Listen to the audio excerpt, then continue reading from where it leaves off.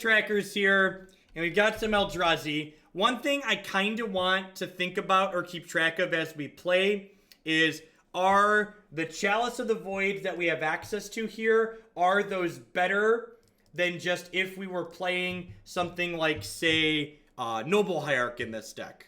Or some other Boreal Druid, some other mana creature that could accelerate us?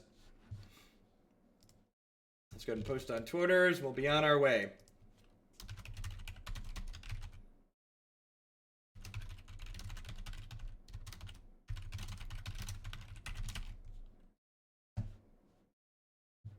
Hey, Muamas with that brand new tier 1 sub. Thank you very much. I appreciate the support. And then there aren't really cut and dry answers to that, Tuba, unfortunately. There's how good is the bullet in the matchup? How cohesive is the rest of your hand? Does the hand you have a proactive game plan? There's just like so many little things that go into that like if you could hard code things like that to be optimal, you could program a computer to play Magic, and that would make the game boring, right? Part of the reason why the game is interesting is there's all these small percentage plays that factor in a bunch of different things in the moment. The bot is currently dead. There are links to most relevant things under the stream. Stream Decker, yep, good call. Yeah, I guess there probably should be...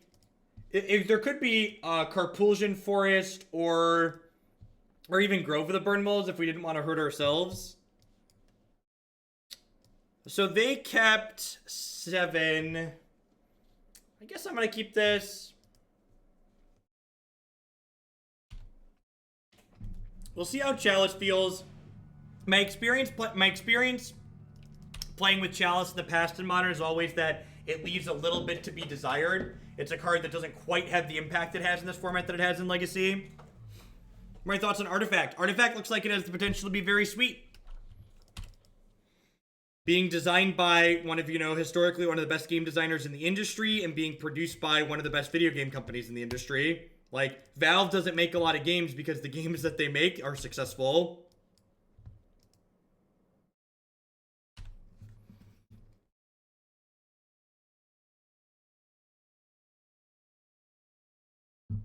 When Artifact releases into a beta state that we can stream it, I intend to try and carve out my slice of some Artifact content pie. And I'm planning to add 10 to 15 hours a week of live stream time for the first month or two that Artifact is able to be streamed to kind of gauge what the interest level is for Artifact content. That'll be in addition to my Magic content.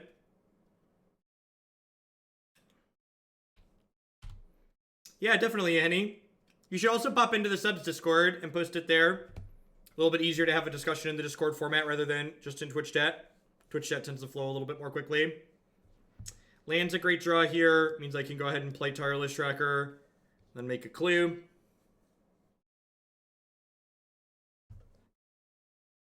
No longer clueless, which is nice.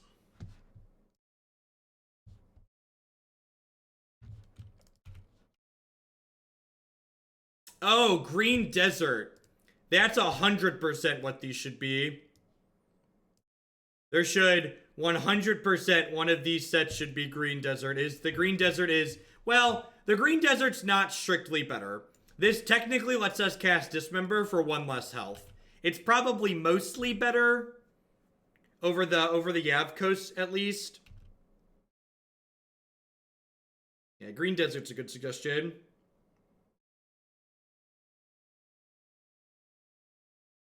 The Green Desert gives a sorcery speed giant growth, which, especially paired with Reality Smash, can help you close games out. Green-white scales went 4-1.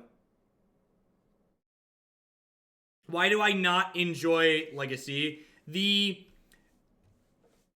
Because Legacy has such a critical mass of powerful cards in it, it makes the number of cards that are actually playable in the format as a whole pretty small, which I find a little bit uninteresting.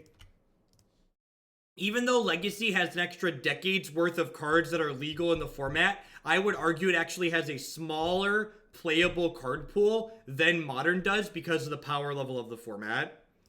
Alright, Chalice of the Void punching the clock here. They have 0 castable spells at the moment.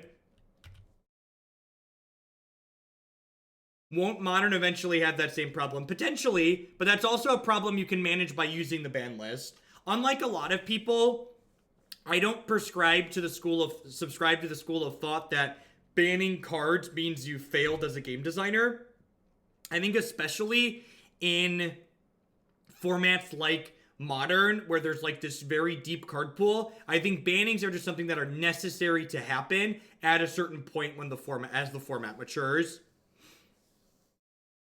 And there's a lot of people that don't share that sentiment. There's a lot of people that like push this idea that like anytime you have to ban a card, you failed. And I think that's kind of silly. Main deck Baneslayer Angel is kind of a beating. Opponents got a lot of threats in their main deck. They've got, we exiled an Elspeth Sun's champion with this Thought-Knot Seer, and now they've got a Baneslayer. Hopefully we can find a Witch member here soon. Although, we've got a bunch of clues going, so these trackers will be able to attack through the Baneslayer soon enough.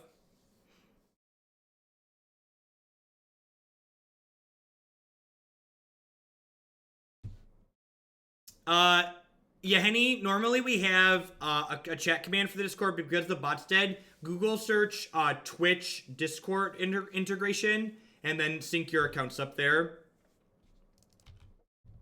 Why do I think that's silly? Because to say that you failed as a game designer when you produce interactions that you're explicitly not testing for is silly.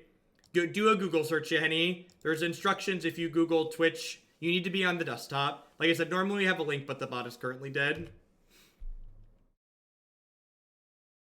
Yes, I agree. That is why Tron isn't just too good because of cards that have always been there. Tron has gotten much better with the advent of cards like Walking Ballista and other things like that being added to the format.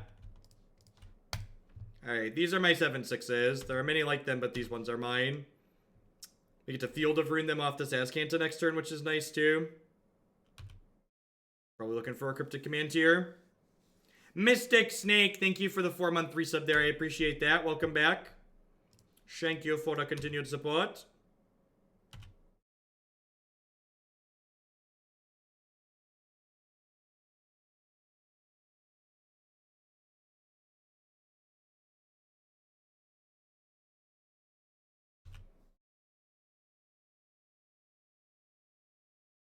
Alright, so that pause there, I think means they drew Terminus. Which is, like, not the end of the world because I have, like, a bunch of follow-up in my hand here.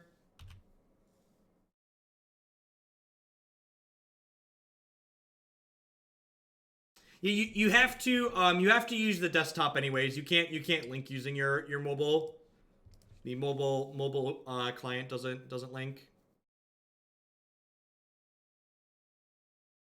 Sweet. And this Terminus here, how much mana it costs them, means that they're not going to be able to activate Azcanta this turn either, which is good for us.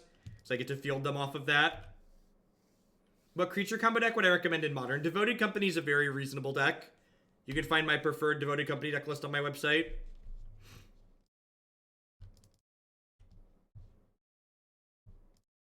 No Caverns in this list is probably a little loose too. Do you have a logic now? So I'm playing the Smasher before I field them because I don't want them to have mana to Cryptic Command my Smasher. Because remember, the land from Field of Rune is going to come into play untapped.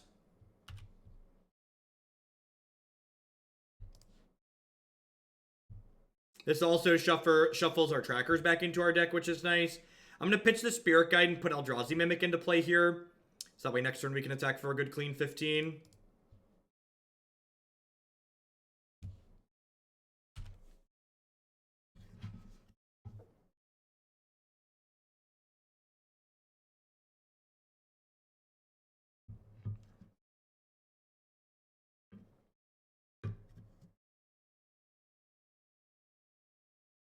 Are we snap Terminusing? Deal. So they have Path and Spellsnare in their hand still.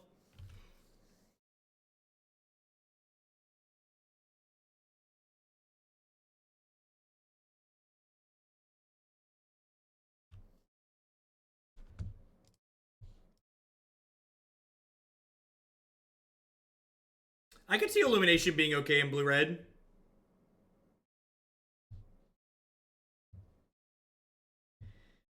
In the end, it doesn't even matter anymore. Who?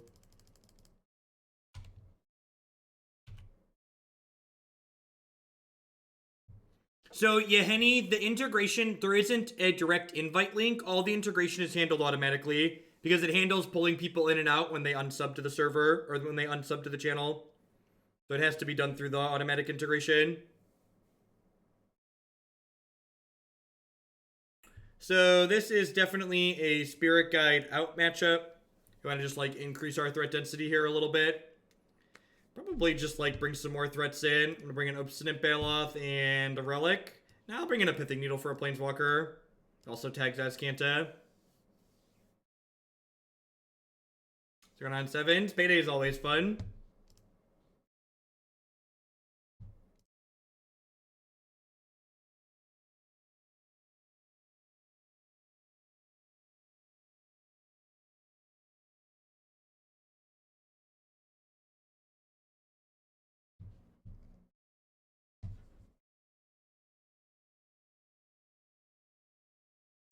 Mimic does not get the activated abilities of the creature that comes into play.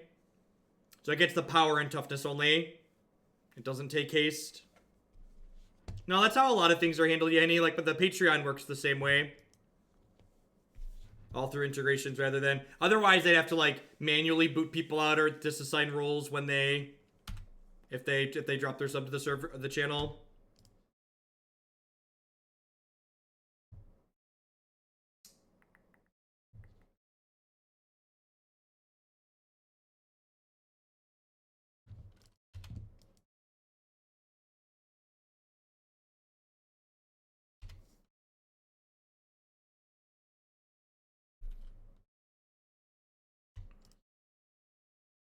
This is my 2-1. There are many like it, but this one is mine. He has some friends coming in behind him.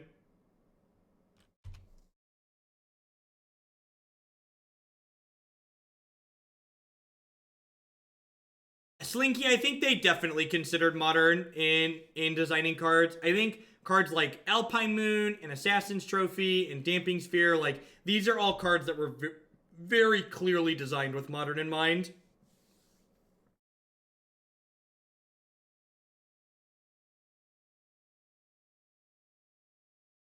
Yeah, Bugler's a fine card.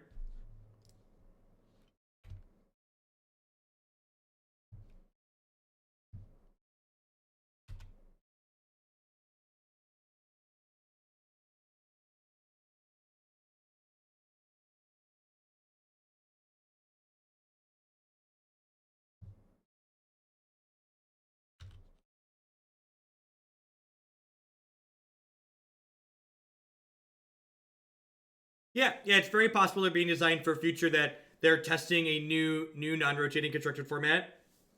How format changing will Assassin Trophy be? Not at all. The decks that are good now will continue to be good. The decks that are bad will continue to be bad. Gary is Lord. Thank you for the 2-month resub there. I appreciate that and welcome back.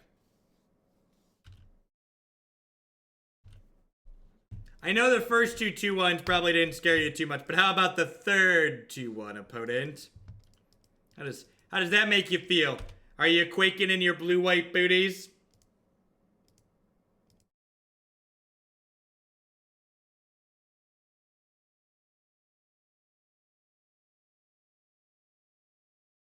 Yeah, I think Origins is the ideal spot for a new non-rotating format.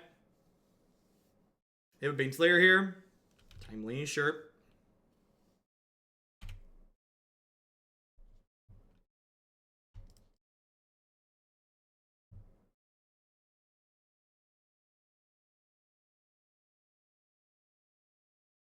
Still, we really wanted this one to resolve because then the Mimics could attack into these soldiers. Now they cannot.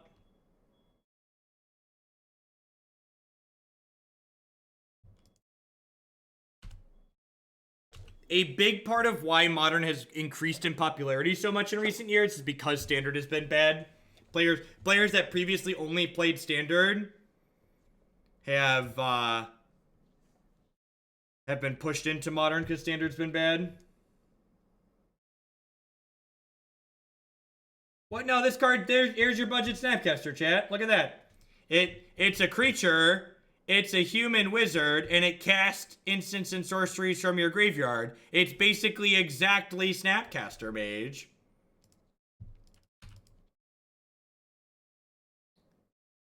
Oh, it's from your hand, not your graveyard? Alright, I don't even care. I don't even care where it casted from. It's exactly Snapcaster Mage. Clip it.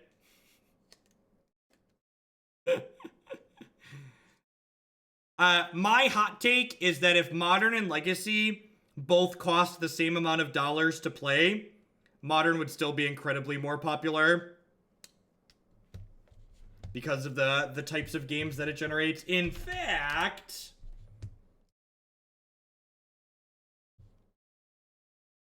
if we look at online prices, the top 3 decks for Modern Online cost 600, 600, 300, 600. Legacy costs 900, 400, 700, 400. These prices aren't that different. I guess this one costs more, but like there's a bunch of decks in here that cost the same as Modern decks, and Modern's much more popular online.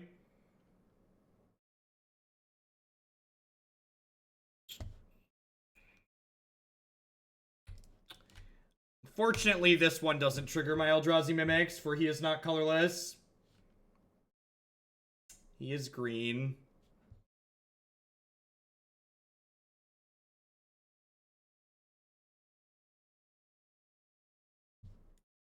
So, like, there's a lot of people, and I think this comes from Modern being so diverse that people use this as the metric. A diverse format isn't automatically good in my opinion. A format that has dynamic, interesting gameplay is what is good. A format that has the ability to, like, have back and forth and, like, allow both players to make meaningful decisions. There's a lot of decks in Modern that allow that to happen.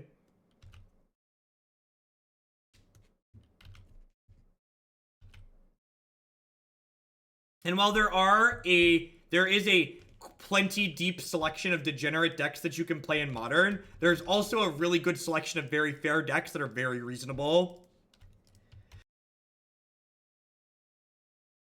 Sorry, I give you the old silent dab there.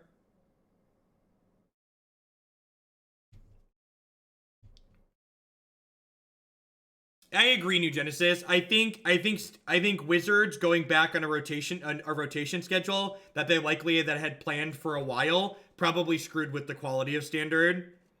People like they basically we played Standard formats that they likely literally never tested because when they tested them, they had different sets rotated out.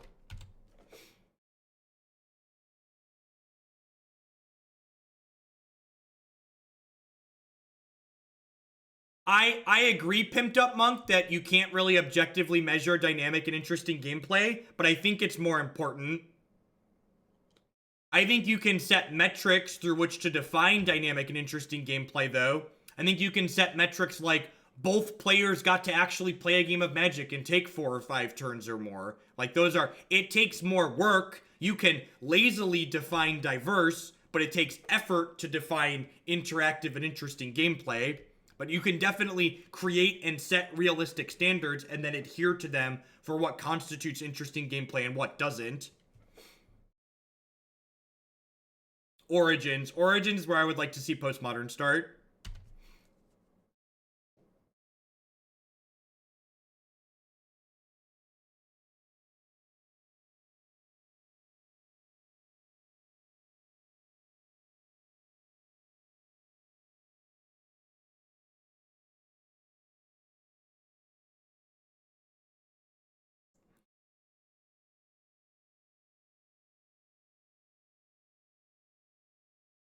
Yeah, I agree, Tuba. I find that equally absurd.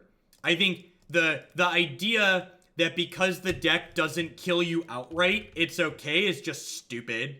Like, the deck has effectively won the game on turn 2 or turn 3. It hasn't literally put you to 0. You have to concede if you don't want to feel stupid. But because it hasn't literally put you to 0, it's okay. I find that a really weird standard too. Yeah, I agree. At least when Twin kills me, I know I'm actually dead. I know I don't need to like feel bad because maybe I conceded when I had like a 0.5% chance of winning the game.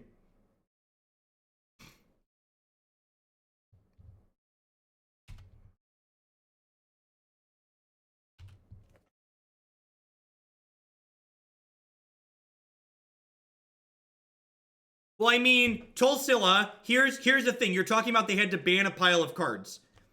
They banned Aetherworks Marvel explicitly because of its interaction with cards that would have rotated sooner.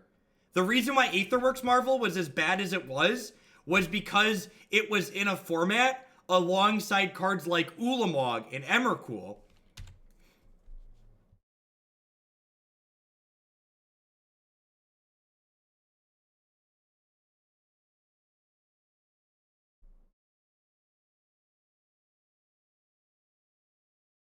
They didn't do anything after the Illuminationed. It should definitely play Hepshed Oasis. That is a card we've already talked about. Do I just jam Endbringer here? I think I just jam Endbringer here.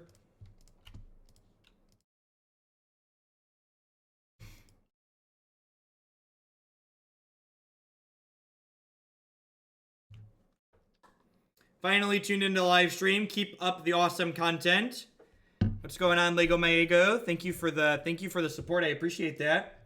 Actually, I think my article this week is going to be talking about suggestions I would have for people that are interested in starting and streaming Magic.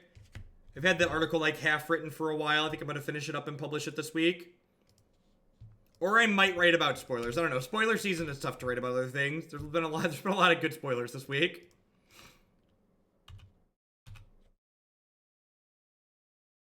So, Gamu, I think that argument or that idea is a cop-out and stupid because if Modern was a bad tournament format, good players would win less while playing it, and tiered good Magic players that are very good and play a lot of Magic, win just as much while playing Modern as they do in other formats like Standard and Limited.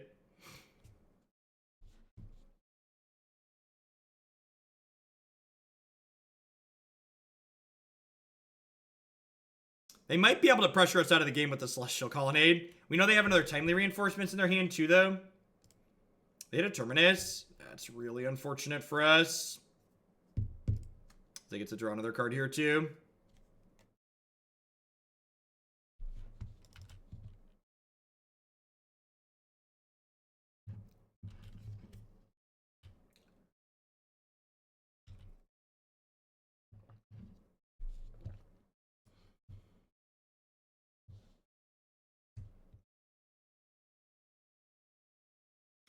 We got Chandra the playable out of that set. That we did.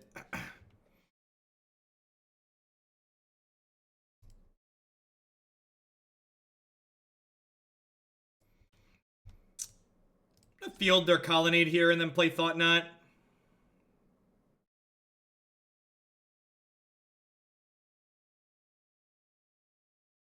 Thanks, Shahini. I appreciate it.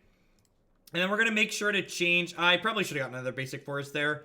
We're going to make sure to change main phases here so that way they can't play Cryptic Command off this floated mana.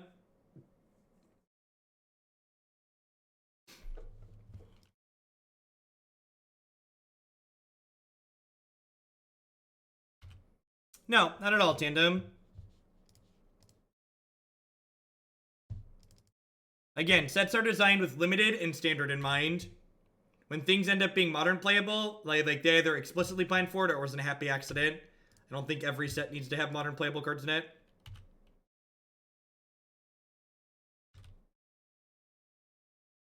Alright, what you got? Definitely can't let you have Snapcaster Mage. That being said, D-Sphere, another Colonnade, and Timely, I'm not sure we're going to be able to beat those. Like, if they field our field here, the Colonnade kills us very quickly.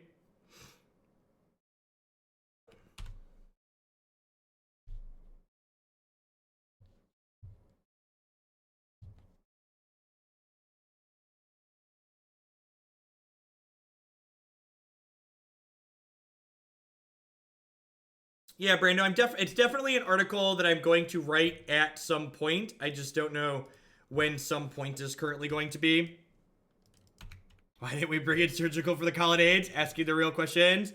Lego, my ego, thank you very much for the brand new tier 1 sub. I appreciate that. Thanks for the support this morning. So in response to Timely, I'm going to deal a damage to myself so they don't gain 6.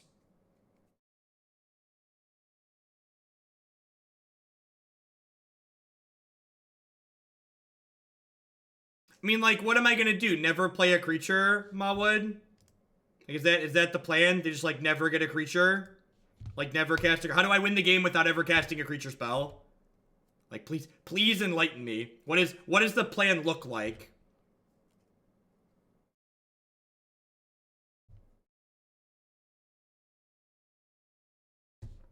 Ugh.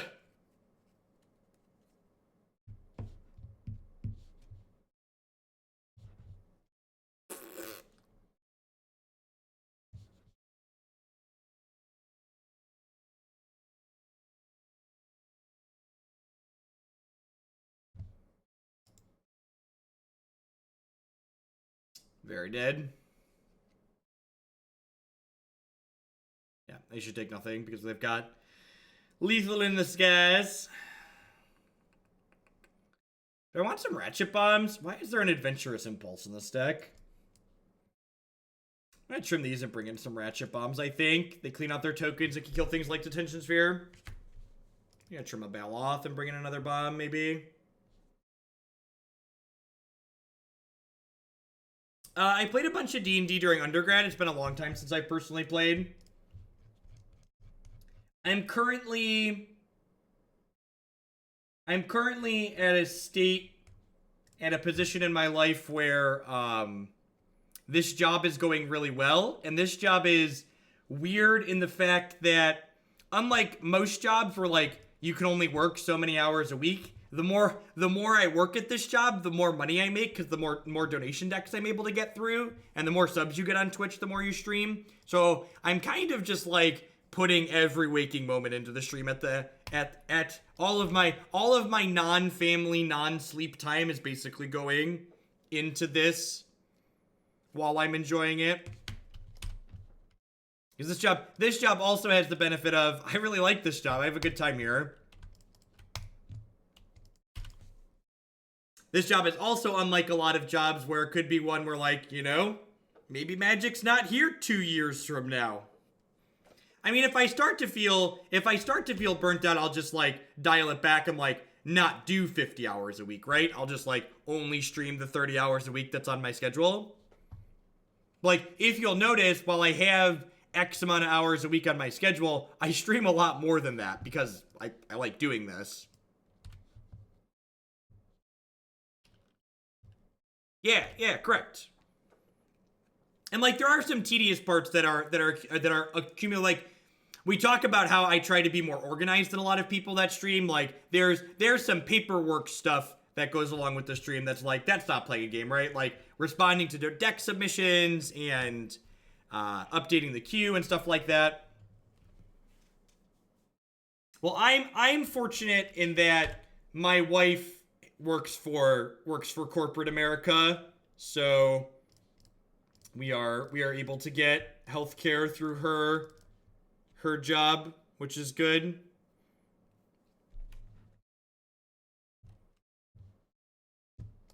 So, you know, it's funny. People, I've heard a lot of people talk about, like, is Artifact going to be the Hearthstone killer? I honestly think that Artifact stands to threaten Magic the Gathering a lot more than it stands to threaten Hearthstone.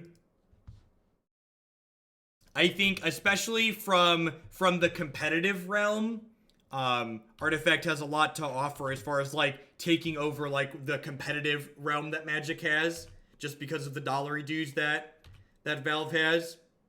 Yeah, Artifact is a trading card game that'll have full access to the Steam Marketplace. Yeah. Magic has been very slow to adapt in terms of competitiveness.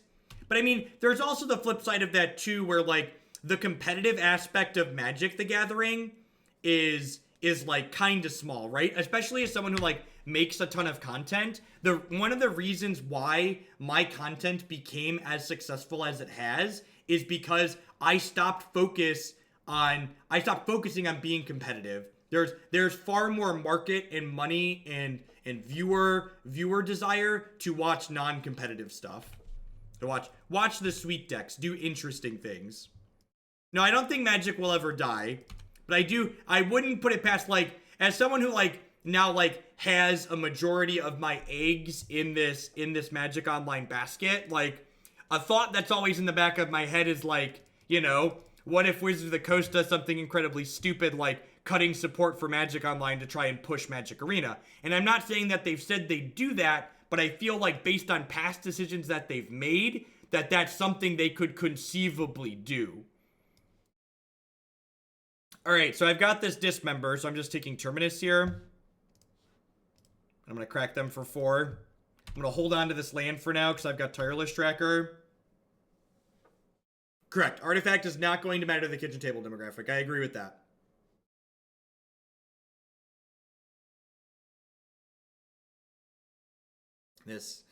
This channel went from, you know, 300 to 400, sometimes 500 subs while focusing on playing decks for SCG tournaments to, you know, we're currently at 2,200 sub points, focusing on viewer submitted and fun stuff.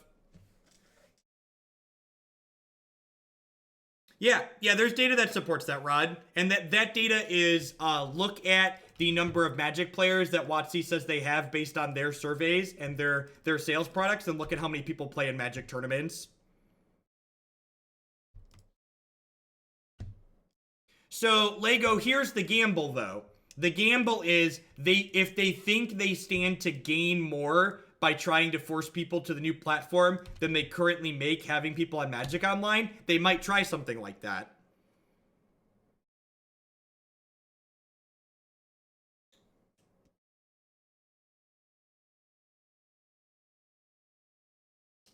So they're like, we're in a good spot here, but they have double Cryptic Command in their hand, so like they have some stall tactics here. Red Tech, thank you for the 3-month resub there. I appreciate that. Thanks for the quarter of a year and welcome back.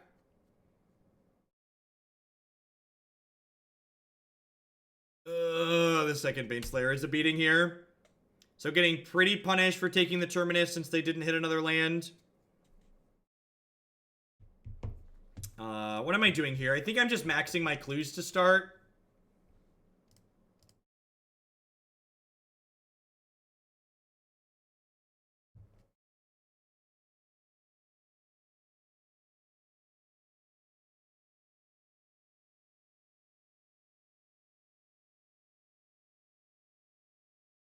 Yeah, Particle, the Warhammer game is really sweet. I've enjoyed it. It has a very unique gameplay experience, basically. Compared to like how Magic or Hearthstone or other games play out, the gameplay is very different. And they're not dead here no matter how I slice this, right? Like I'm attacking for... Oh, did I have lethal? I didn't have lethal, right? No. Oh, Engineer, I did. Thank you. Sorry, I missed it. I need a better. For SCG Con, thanks for the content. I use regular speed YouTube, caught up completely. 2x speed. What's going on? Thank you for the support. I really appreciate that. Sorry I missed it. Thank you for poking me in chat.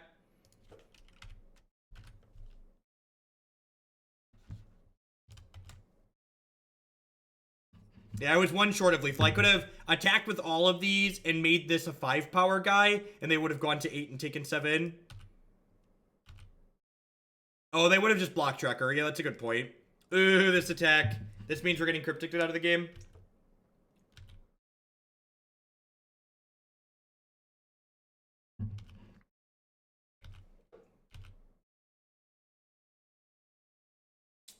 Yeah, I think the tempo Cryptics here are just gonna like run us out of the game. I don't think I have any tools to get out of this. They have double Cryptic.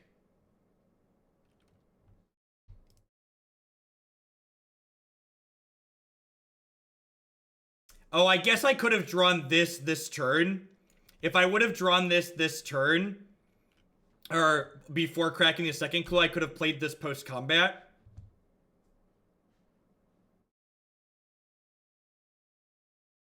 Thank you, Kanamis. I appreciate that.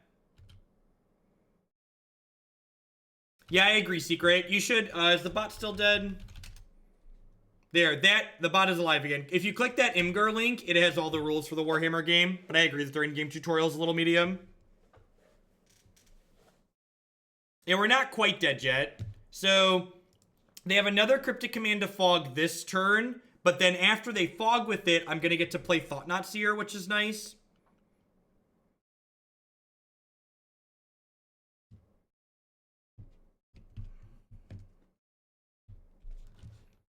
Listen, as someone who's registered a lot of fair decks in Modern, any main deckable card to attack Tron is great.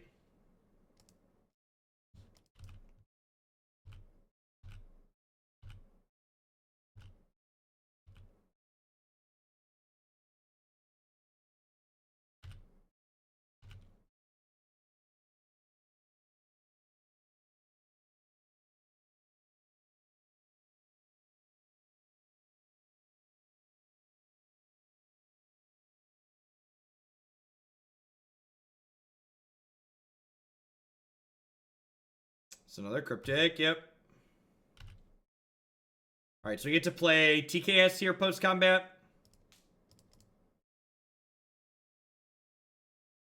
What you got? Show me your hand so I can take your only card that's good, then tilt off when you rip one that's better.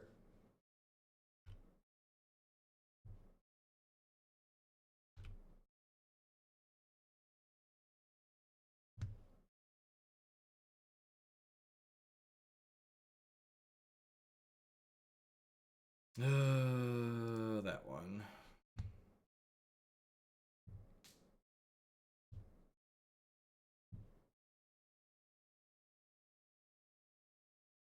This cuts off Serum Visions.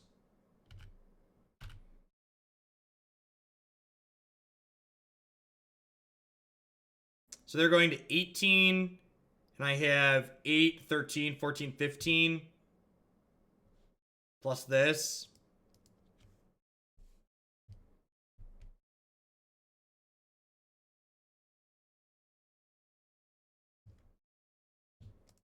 Smasher's like plus 8 with the Mimic in play.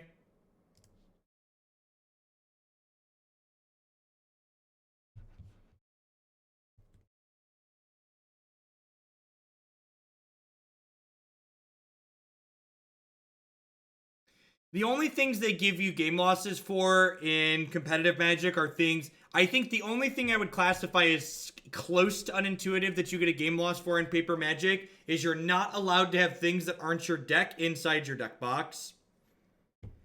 No, I don't want to play the second Mimic because I would prefer that they don't get to cast Serum Visions this turn. I'd prefer they don't get to cast Path to Exile if they draw it.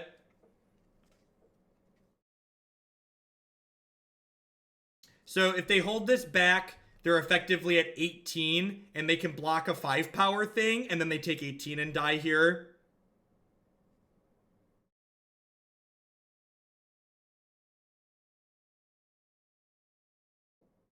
No, you can't have magic cards. So, like, I can't have this foil Dragon Hunter in my Modern deck box when it's not registered in my deck list.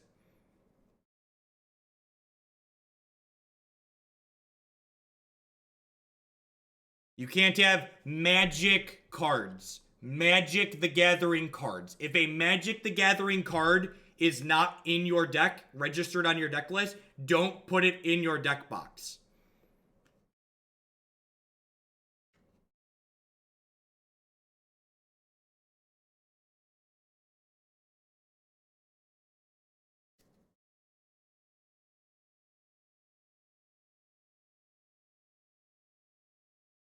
My foil Dragon Hunter is random. It's even in a hard plastic sleeve. Come on, now this is super valuable.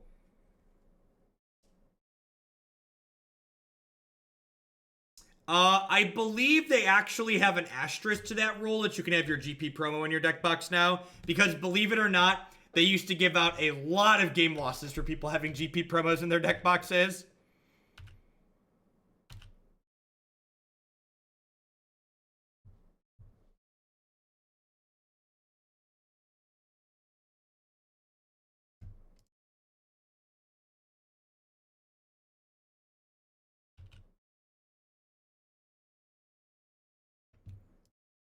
All right, don't cycle into a Terminus. Don't cantrip into a Terminus.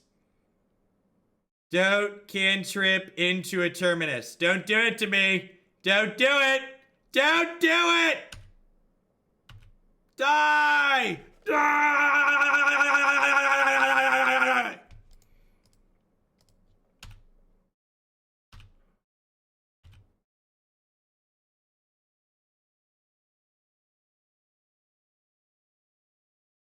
Yay, magic.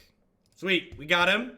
1-0 with our green Eldrazi deck. Thanks everyone for hanging out here today. Welcome, my name is Jeff Hogan. I'm a full-time streamer, memer, and content producer here on Twitch. If you're enjoying my stuff, please consider subscribing to my channel. My subscribers are the people that keep me employed here full-time. I love streaming and playing Magic, but the reason that I'm able to do it as often as I do is because of the people that support me here. Past subscribing to my channel, you can also support me by checking out some of my very wonderful sponsors. MTGOtraders.com. I love to buy and sell some Magic Online cards with you. And if you use code Hoagland PayPal and check out with them, you'll save 8% on your singles orders there. BCW Supplies would love to help you protect your very valuable Magic and gaming accessories.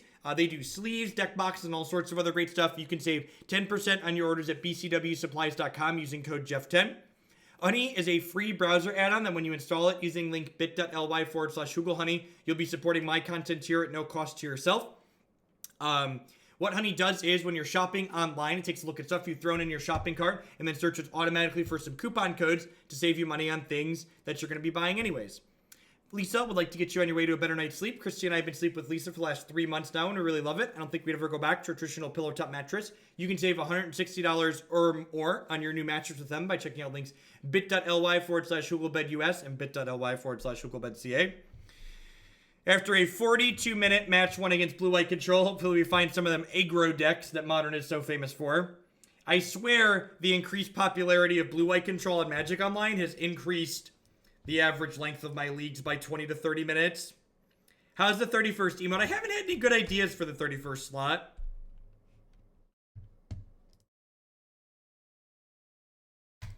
Need to find out something that will fit well. There's a lot of good ideas, but a lot of them don't fit well into an emote size slot. The artwork for emoticons has to be fairly small.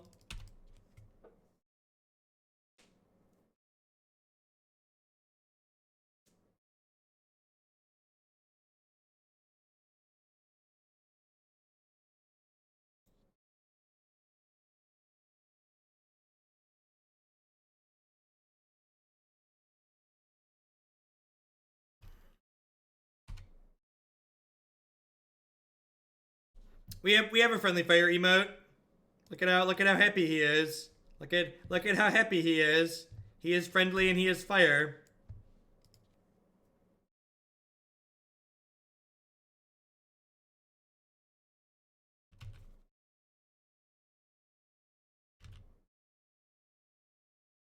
I need to put my board game page up on my website. I haven't had time to get it formatted yet. Christy said she was going to do it, and then she never did it. I need to see if she wants to do it or if I need to take time to do it. Put all of our board game recommendations up there.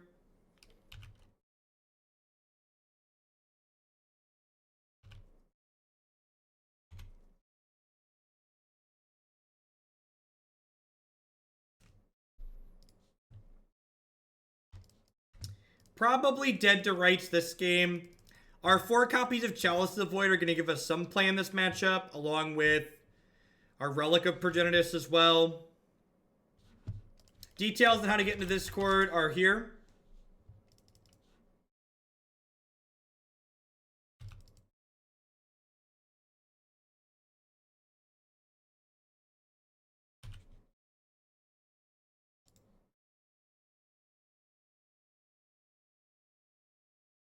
Oh, just Beast Within. Deal. If I play Betrayal and House of the Hill. Yeah, Betrayal and House on the Hill is a sweet, like, party-style game.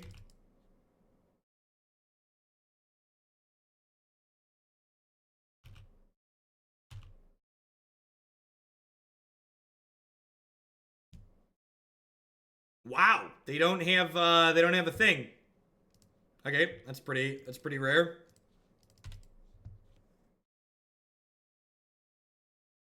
So yeah, so like what does a pig floop emote look like though?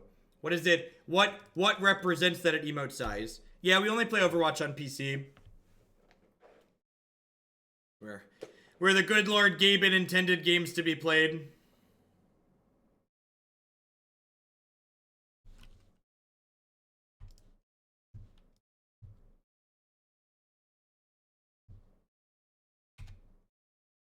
A flying pig? Flying pig's not a bad idea.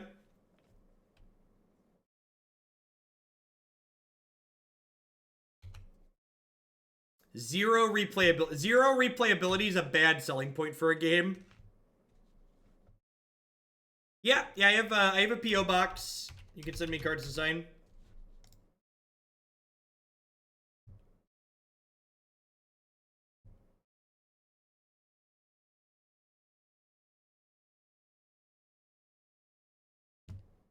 I'm not finding a Chalice anytime soon.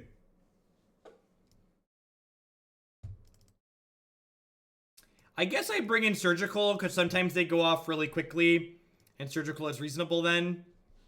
Trim Endbringer because it's like clunky top end.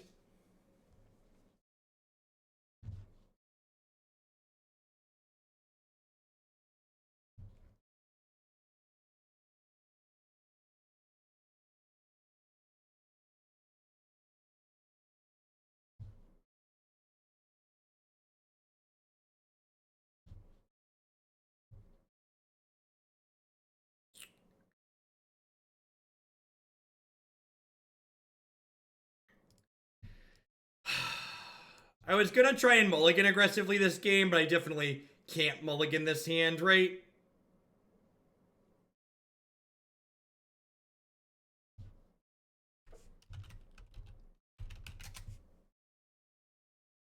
Is the bot dead again? No, the PO box is there. The PO box is there in chat. I agree. I actually don't know if turn 2 Thought-Knot's good enough. No, we're on the play because we died.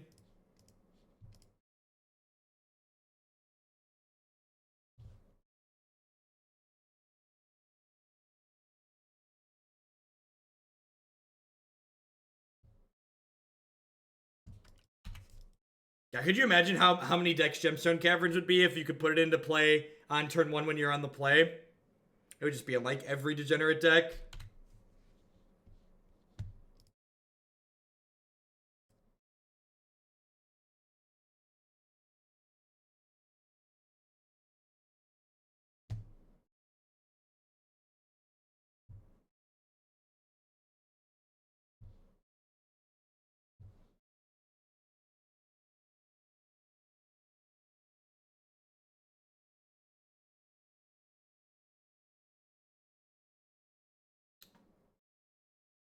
Our hand's actually really good. And that's one of the reasons why discard spells are pretty mediocre in this matchup.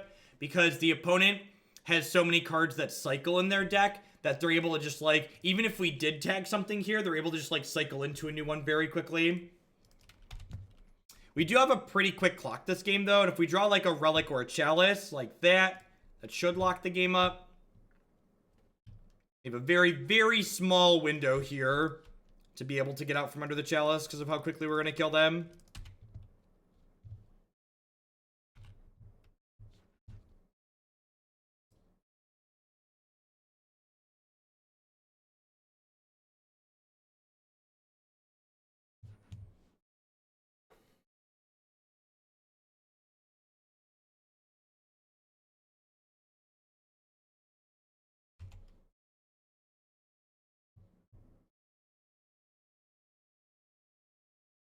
Yeah, they need a way to kill Chalice into untap Living End.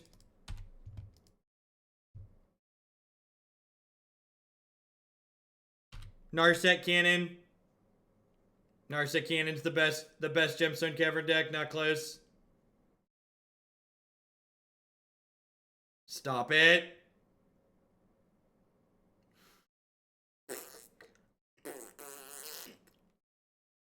Yay! They bricked and died. We did it. We did it. We did it. Hooray! Wee-oo, wee-oo, wee-oo.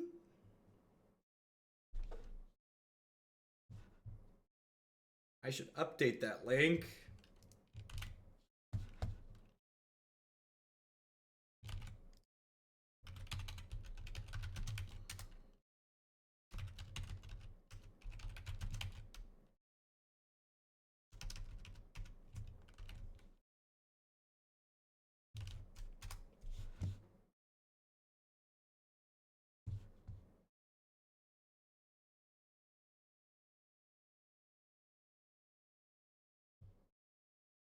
Yeah, this hand's really good, right? Building a PC that's in the 13 to 1700 range. Looking at your setup, it's pretty close to what I want. After having it from some time. No, I think it should be, I think it's pretty reasonable. I think I'm pretty happy with everything I ended up picking out. God, that was a good draw too. Let's just get more pressure going.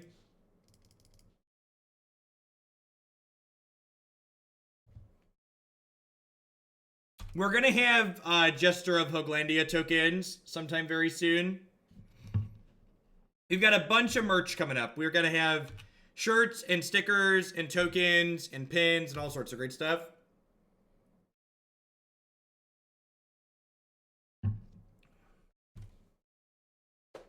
Yeah, yep, we're going to have mugs too.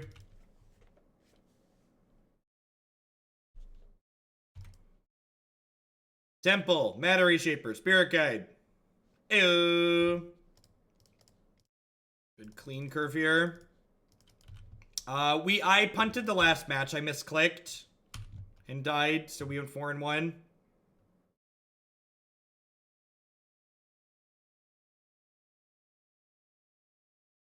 This is exactly what we want to be doing. Disruption plus a clock here. The fact that they have multiples of the same creature here is really good for us too, because it means even if they do fight through this, we can potentially like have them have less things in play, which is nice.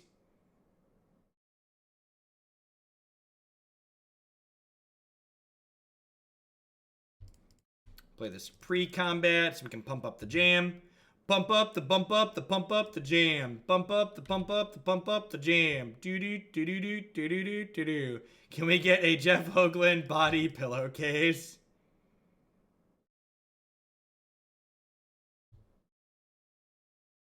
So this is a very easy Beast Within, right?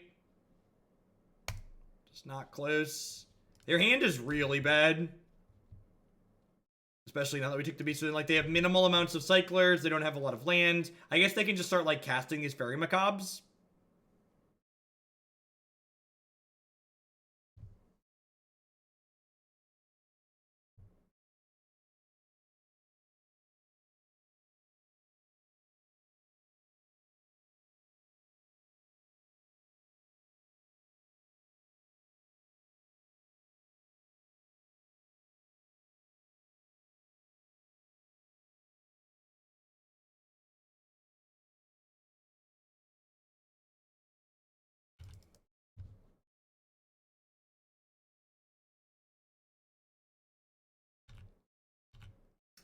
This is match number 2, game 3. Smasher!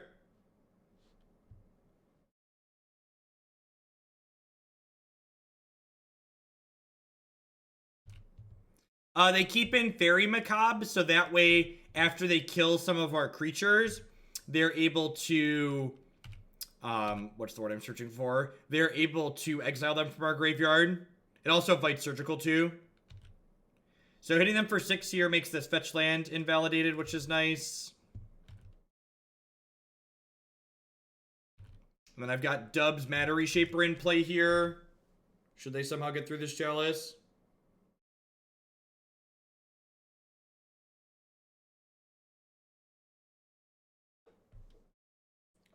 Resolves.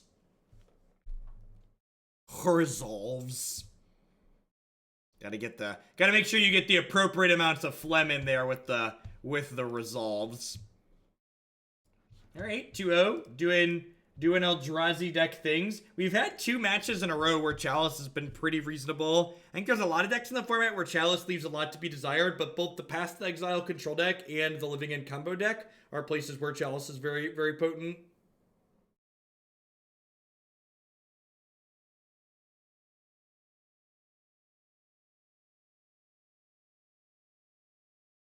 How's everyone doing today? TGIF, hope you're having a great start to your weekend wherever you're at. In our second league of the day, we're going to do at least 6 leagues today. It's casual 30 match of Magic Day. NBD.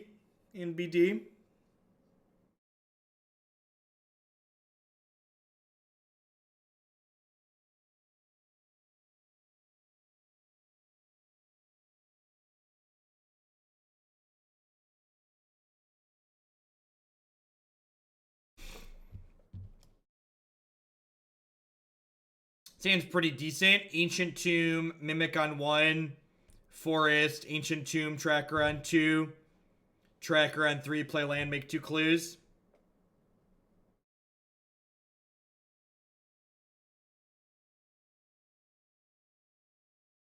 Howdy, Pug of War.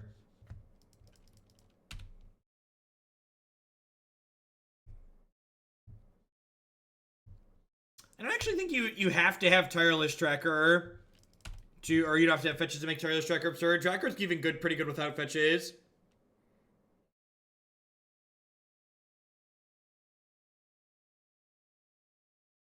Yeah. When you look at the curve of this deck, it's kind of deceiving because Dismember is a 1-mana spell.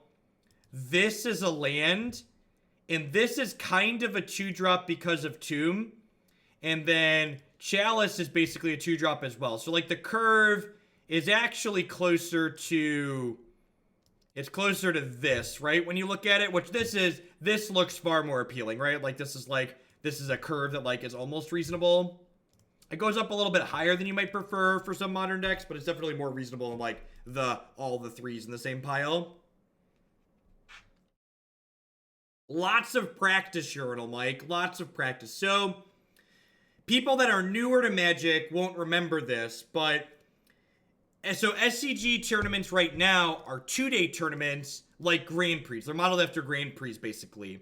And once upon a time, SCG tournaments were 1-day tournaments.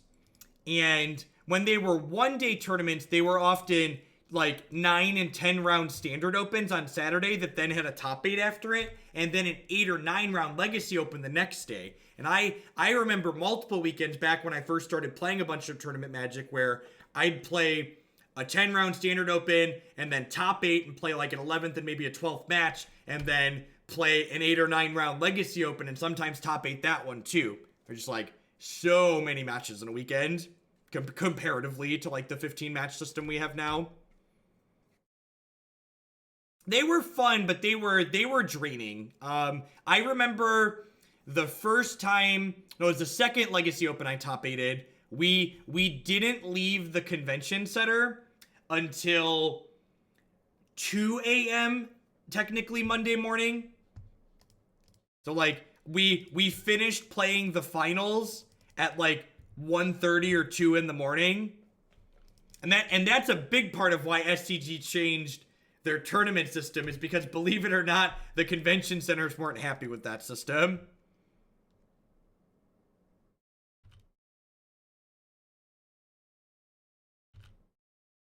Sir, I have multiple top 4s and finals appearances. Thank you very much. Multiple top 4s, and I have 2 finals appearances.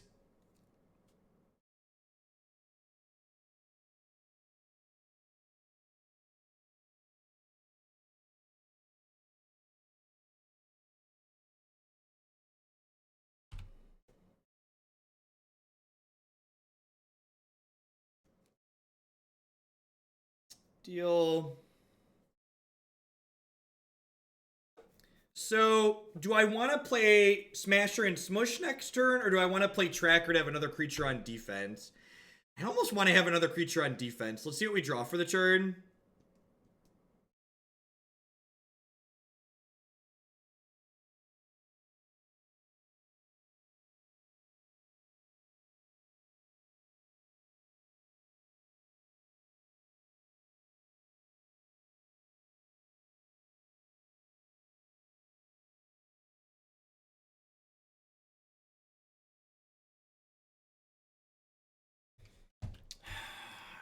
I think we're pretty solidly on defense here. We're at 7 health with no cards in hand.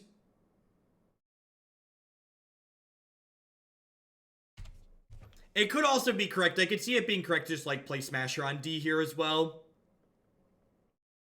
I could see that being reasonable. This sequence sets me up though to go Tracker into another land, crack a clue next turn though, which is nice. As always, can you bump Bant Spirits? Definitely, Hemfu. Thank you for the support. What's your 3-day weekend for? Block.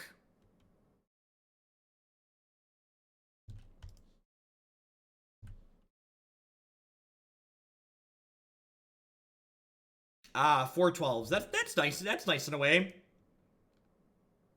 412s is a lot of hours, though. I've heard 410s. 412s is a lot.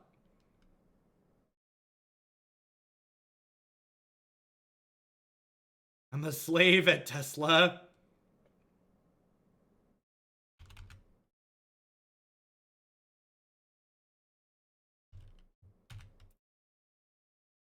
So I get this lick in here, and then next turn on the back of Smasher, I think I can force chump block. So they're going to 16. Whew.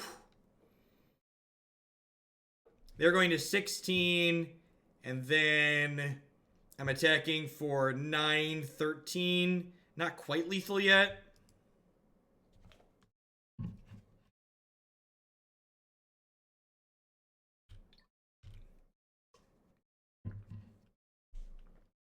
That's fair. That's fair.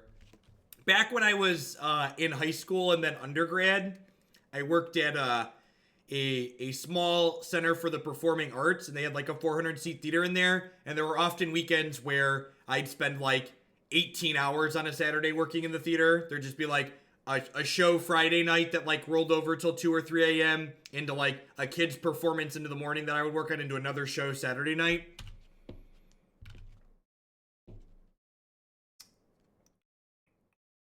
Double Spirit Guide. That does not let me double Smasher, unfortunately.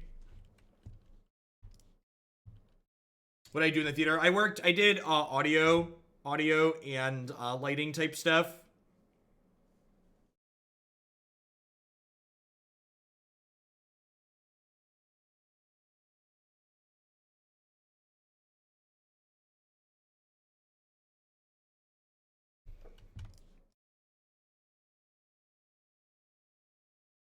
Have I ever had vocal training? No, not really. I did some performance stuff during high school, so they taught me how to project appropriately, which is obvious if you watch this stream. But other than that, no, nothing for like singing or anything like that. So I'm gonna make this attack here, because if they know blocks, I get to pitch double Spirit Guide, crack Clue, kill them.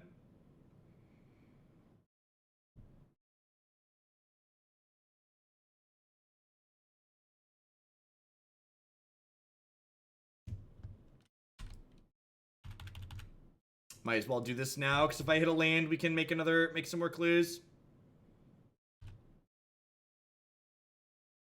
Is there online footage of me acting?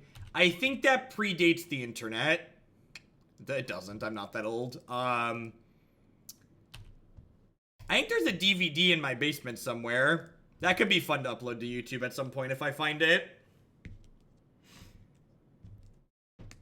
Yeah, there's a difference between projecting and yelling, which is something a lot of people don't understand.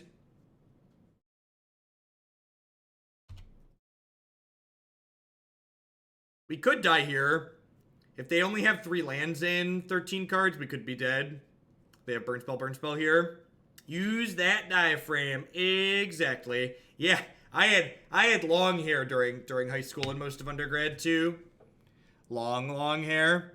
It should actually, okay, I think I've realized what the last emote should be. I put this picture on screen before, but this should definitely just, my face from here should definitely just be the emote, right? This is what the 31st emote slot should be. Just that one. That's easily it. All right. I'm glad we can make that decision together. I'm glad we could make that decision together. All right, burn. What am I doing here? I have 4 Obstinate Baloth. Sign me up. Probably Dismember's out.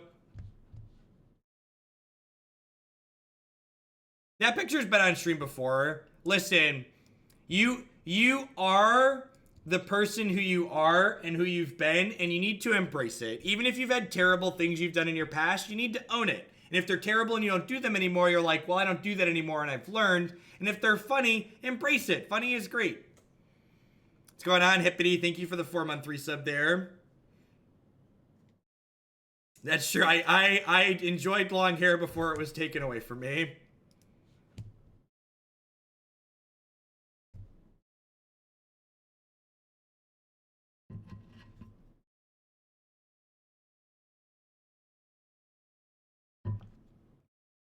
Here for the memes and the pigtails, Biggs Wine with the 12-month resub there. Take up your sword and shield and defend the realm from Twitch chat. I knight thee, protector of Hooglandia.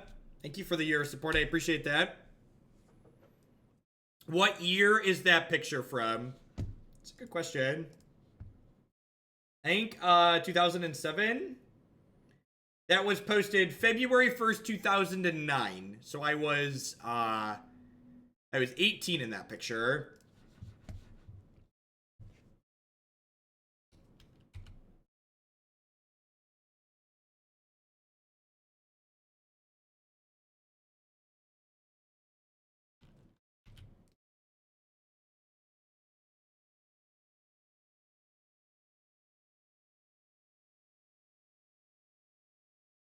Someone commented that this hand's really bad if we miss on lands. I need to just not be a negative Nancy. Why would we miss on lands? Missing on land sounds like really bad. Why would I want to do that? I'm going to start by attack. No, I'm not going to attack here because I want to block. I'm not going to attack because I would like to block.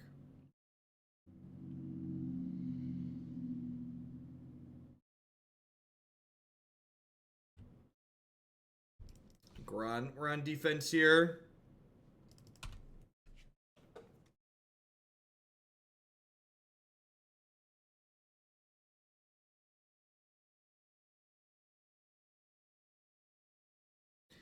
Hey, Maxwell123 with that brand new Twitch Prime support. Thank you very much. I appreciate that. Welcome, welcome, welcome. Thanks for keeping me employed this month.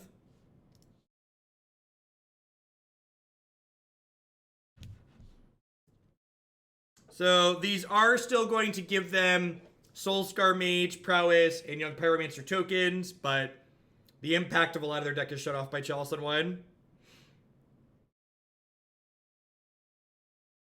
If we can rip a couple of lands here, especially a green source, we should be able to run away with this game pretty quickly. A lot of their decks should be 1-mana spells.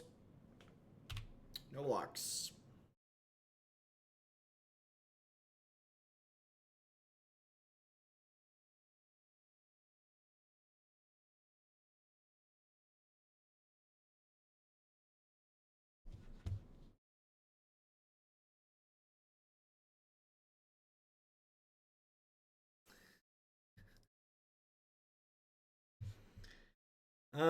So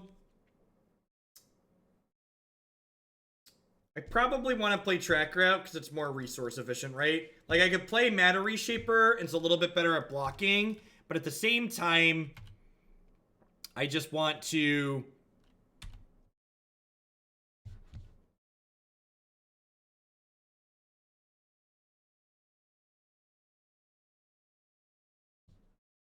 listen, some of your hands need to draw lands, and some of your hands need to draw spells. It's the way you got to think about it. And this hand needed to draw lands, and if we drew lands, it was very functional. Now, what you shouldn't do is you shouldn't keep hands that need to draw both lands and spells. That's setting yourself up for disaster. But keeping hands that need to draw one or the other is very reasonable.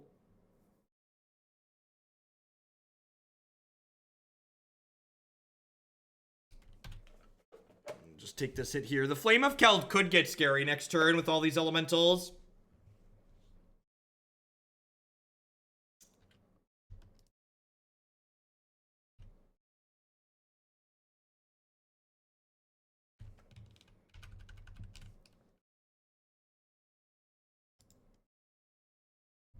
I'm going to play Reality Smasher here rather than another tracker because I'd prefer to not have my things all die because this is going to make all their red things deal 2 more damage next turn, which makes these elementals a lot scarier as well as Soulscar Mage. The Mono Green Scales deck's really sweet. The last 2 leagues we've played with that deck have arguably felt like the easiest Magic I've played in a long time. Deck has a lot of play to it. It's doing something very objectively powerful. I played my friend Death and Taxes deck last night in a Legacy tournament. I conceded game so quickly I should have just asked for 60 lands. We went 4-1, but the last match I misclicked to die, so the deck probably should have gone 5-0. I would like to block everything. Yes, all of it.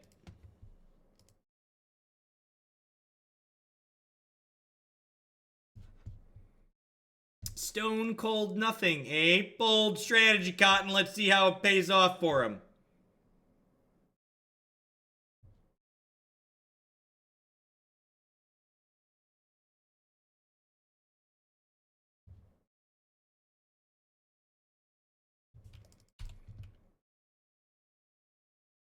I'm not going to attack for one more turn here. I just want to hang tight.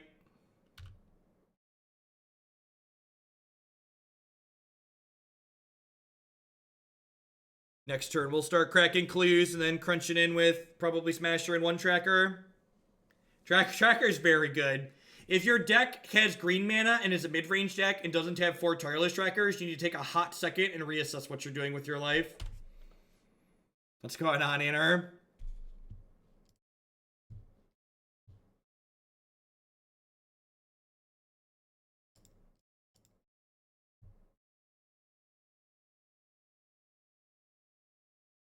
Two shots at another land.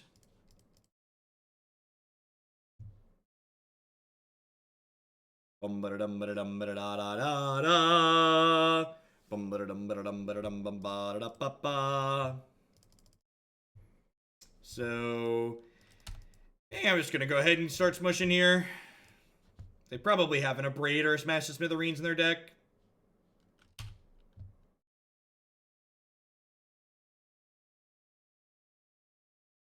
What's going on, Good Instincts? Username checks out. Tracker is real good.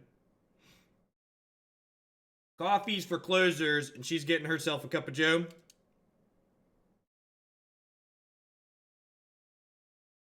Lego My Ego, if you, under the streaming section on my website, if you look at, under the streaming section of my website, there's a donation deck list dropdown that has all the details on how to submit decks.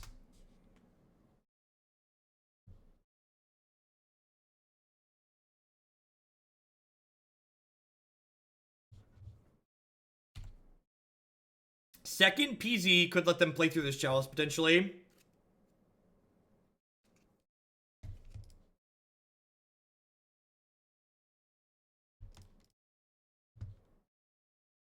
The Nerdster coming on in with that 8-month resub there. Thank you very much and welcome back. I appreciate that.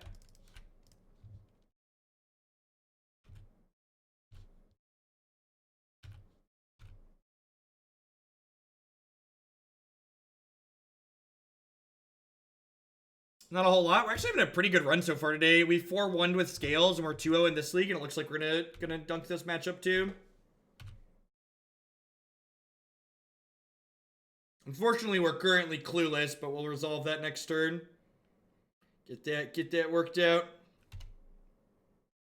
Flame of Keld incentivizes us to close faster. Cards that are scurry.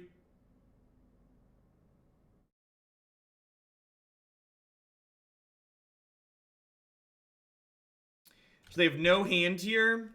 They had that's a pretty good one, yeah. Pretty good one. Yeah, definitely, man, dog. I think I'm gonna make a short how to play video later this week to post up on YouTube, so I can link that to people when they ask about it. And then I think I plan to do at least once a week with the Warhammer game. I play the Warhammer game almost every day off stream on my tablet. It's become my go-to gym game. Are you dead yet? Details on how to get into Discord are here. You'll need to be on a desktop computer to link up to join the Discord, though, as a heads up.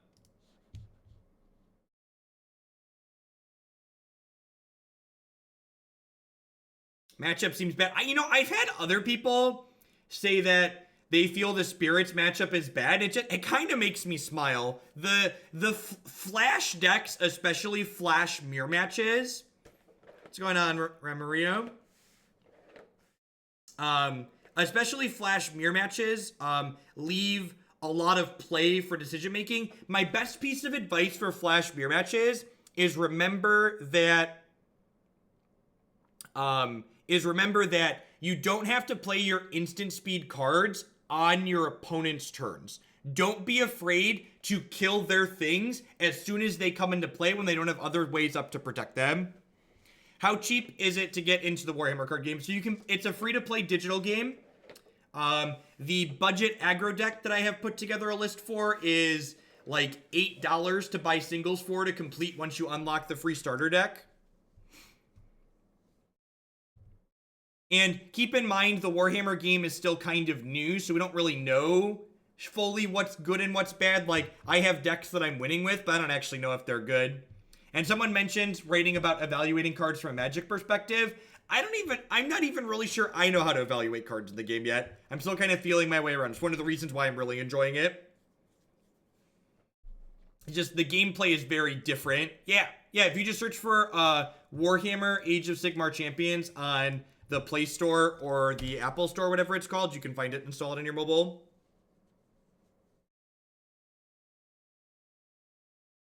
Oh, I'm not... This game, Magic has been out for forever. We've been streaming this game for a long time. I've been doing on Twitch here for 4+ years. And the other game we're talking about, Warhammer, is a game that released at Gen Con in August, so it's very new.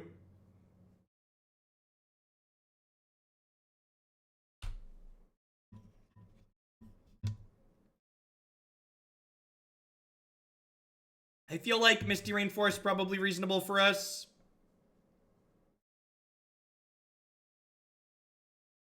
Yeah, you have to make sure you're killing all of their things when they come into play. The Spirits matchup from the blue-red tempo side is very much you need to kill everything they play as soon as they play it, basically.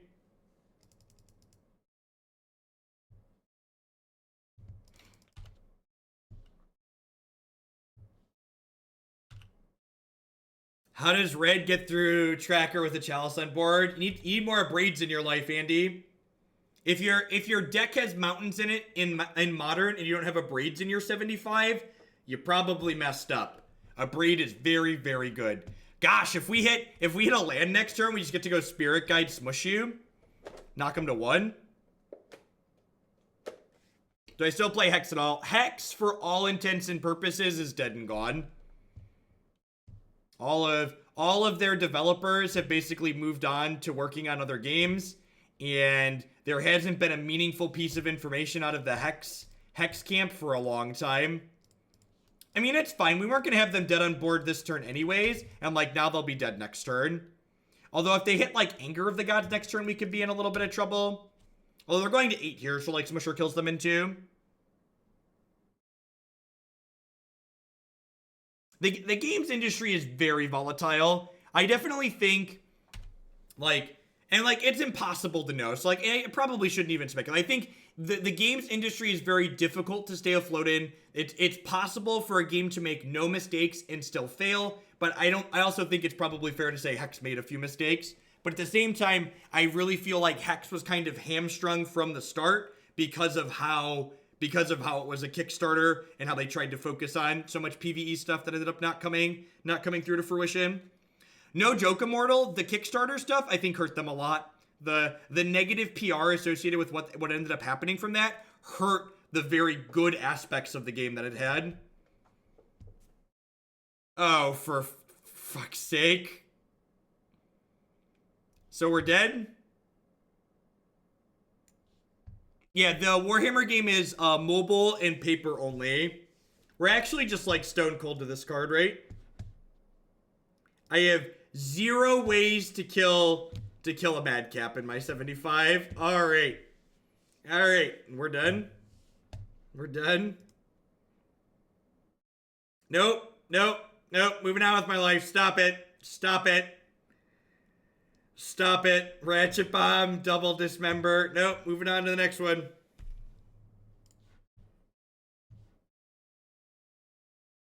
We should buy Hex and fix it.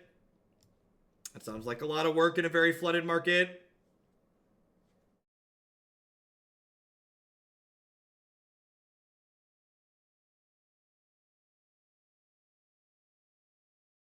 Yeah, why aren't there braids? Oh wait, we don't have red mana. We kind of have red mana. We like halfway have red mana.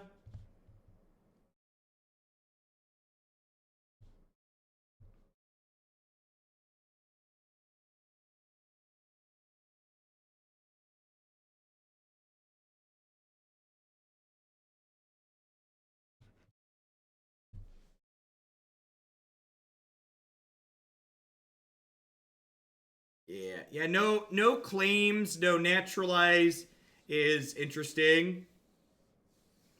Any suggestions for someone starting to use Magic Online? Learn the hotkeys and use them a lot. Learn the hotkeys, use them a lot. Yeah, for people just joining us, one of our 2 pain lands here, the Yavimaya Coast, should definitely be Hapshet Oasis because we don't need blue mana. So the Oasis is just all upside. The Llanowar Wastes technically let us cast Dismember for slightly less pain.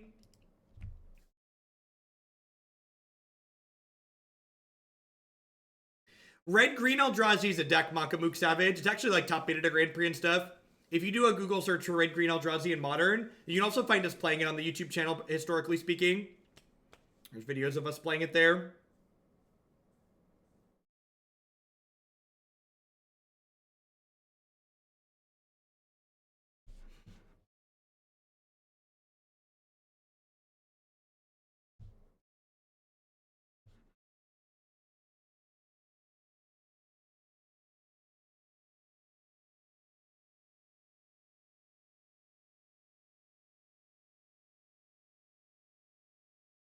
This hand you just can't keep hands like this in Modern. Not only are we on the draw, and it just doesn't do anything till turn 3.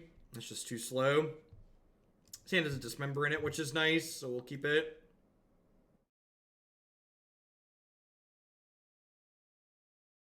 Now, I like my green-black frame. My green-black frame is wonderful.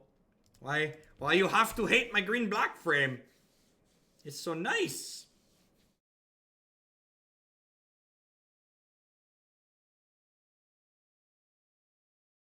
Ooh, my lunch is going to be here soon, chat.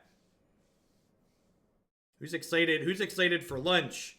Look at the itty bitty baby Tarmogoyf. Who's a cute little Tarmogoyf? Yes, you are. Yes, you are. Such a cute little Tarmogoyf. Yep. We're gonna have Baja mac and cheese for lunch.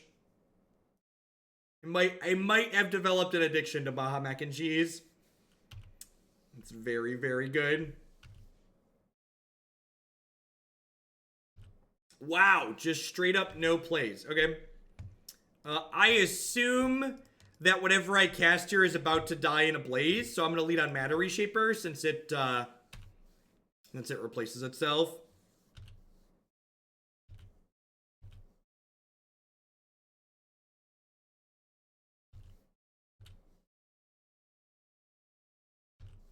Slightly too far to walk. Nothing's too far to walk if you have the right attitude about it.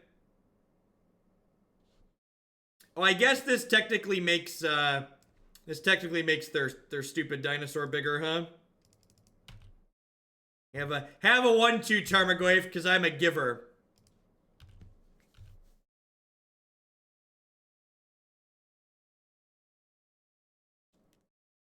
What is in their hand? Is their hand just like mono like Liliana's and Terminates and Fatal Pushes here?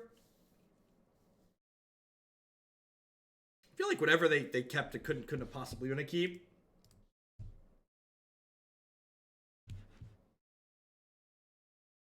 Yeah, that's actually true. That's a good point. Doesn't your Panera deliver? My Panera is bringing it right to my front door. That Panera mac and cheese is sprinkled with crack. Truer words. Truer words, chap. Can I get a land? Survey says, ew.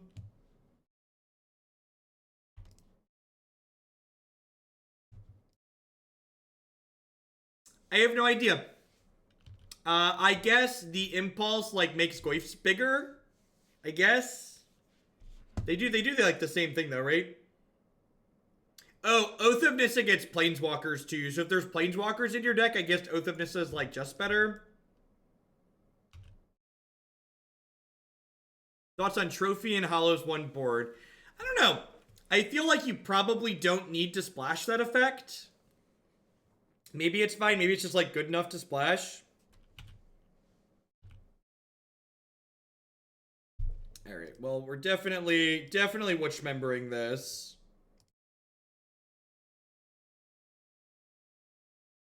Did your opponent just cast a trophy? Yeah, basically. Gosh, trophying a Matter Reshaper would be really bad, huh? They get a new card and they get a basic land out of their deck.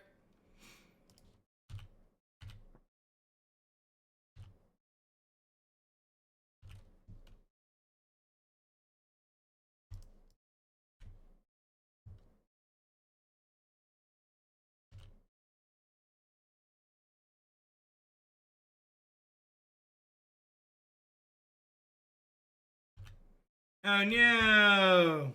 My poor candy lady. She was so young, so naive. She had so much to live for, opponent.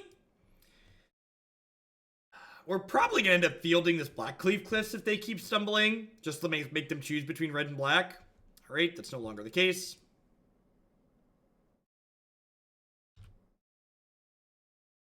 Yeah, but so here's the problem, Turkin. What's the best way to phrase this? I want to get rid of this. I think I want to get rid of Dismember. The Assassin's Trophy is the kind of card that you want to board in matches that have cards like Field of Rune, which can field you off of green. So like the green splash becomes less free. Son of a. Well, I think I probably would have taken Maelstrom Pulse regardless, but the client definitely just lagged into making me click it. So here we are.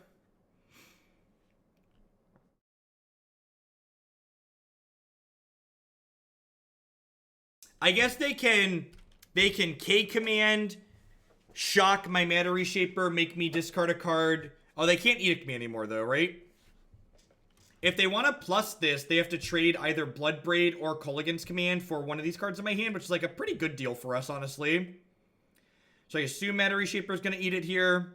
I would love to put that onto the battlefield, because this way if I draw a land next turn, I get to play Endbringer, which is aptly named.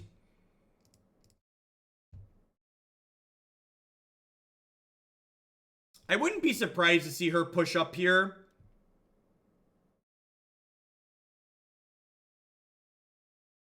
The question if they push up is, do I want to bin an Endbringer or a Tireless Tracker here? They're like definitely keeping Kolaghan's Command in their hand, right? So I think I want to bin Tireless Tracker. Although I guess if I draw a land, this can get to 3 toughness. Yeah, I'm going to bin the Endbringer. Wow, they binned the K command. Okay. It's actually... Whew! Lordy, lordy! Was that... I'm feeling hot, hot, hot. Do do do do do do. Do do do do do do. Well, that was on the list of draws that were good. That were good in the deck chat. That one was kinda towards the top. Kinda towards the top. Tippy top, where the fun don't stop. And we're like, we've been to Maelstrom Pulse on them, so like they're kind of running low on ways to like be able to interact with these large creatures. Yeah, I think ticking up Liliana there was actually a little bit aggressive on their part. There are a lot of creatures in discard piles here. That's an excellent pickup. I don't want to offer a trade on Thought-Knot Seer here, because when they kill Thought-Knot Seer, they get to draw a card. So I'm okay with them trading 2 things for Reality Smasher, but I don't want them to draw a card because Endbringer stands to take over this game very quickly. And I think I'm okay with this trade. If they rip a way to kill the Endbringer here, I'm going to be pretty sad that I didn't get value off that land with my tracker, but the upside to Endbringer here is huge. Well, they're going to have a third green source here very soon, so this Scavenging Ooze is going to grow very quickly.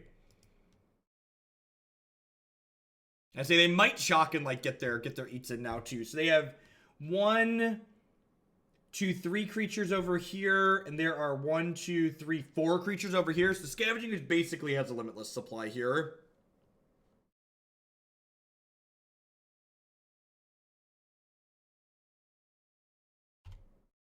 That's actually good. That is diminishing returns for them. Yeah, we do have fields for the tracker. That is true.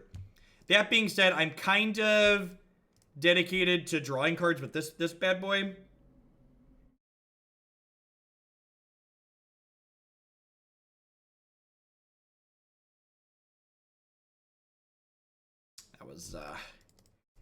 That was a good draw, chat. We are getting very close, Ribbon.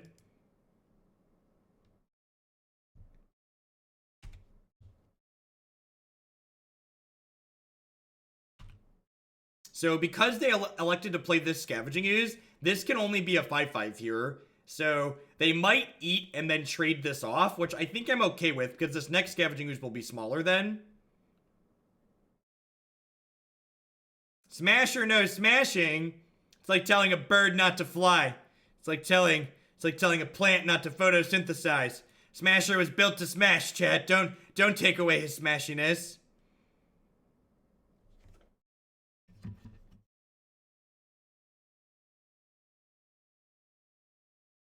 And they have 7 power in play here, and they can get 8, 9, 10 power, so we're pretty safe on the backswing here, too, with this attack.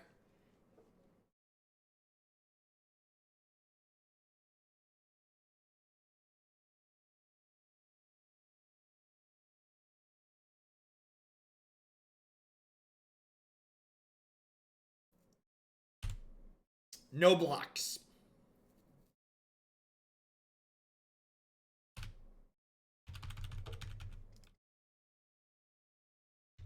Need to remember to poke them with this Endbringer.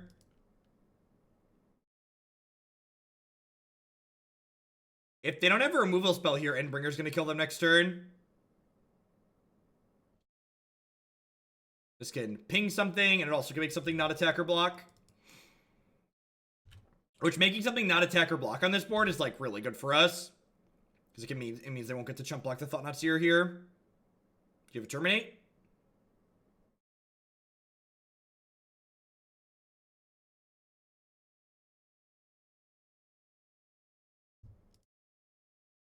Just dead. Sweet. So I think Chalice is pretty bad here, right? The extra mana is probably kind of bad too. I want these relics, and then I think I just want a couple of Ratchet Bombs. What do we think of this? Just like go more threat dense? I'm down to 22 lands this way, but Ancient Stirrings and Adventurous Impulse give me added density to find more resources consistently.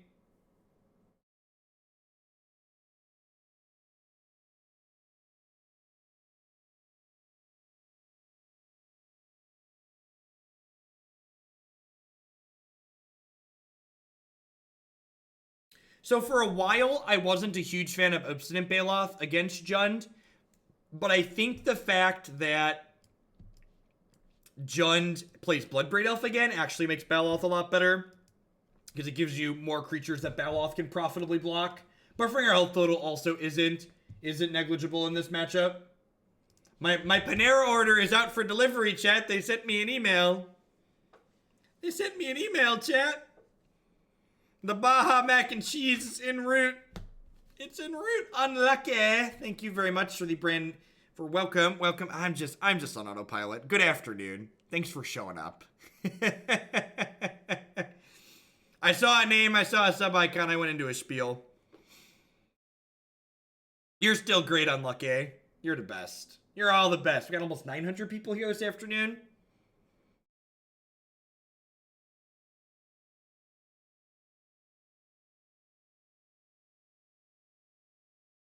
Yeah, some Noble Hierarchs could be okay. The Spirit Guides have been good on more than one occasion, though.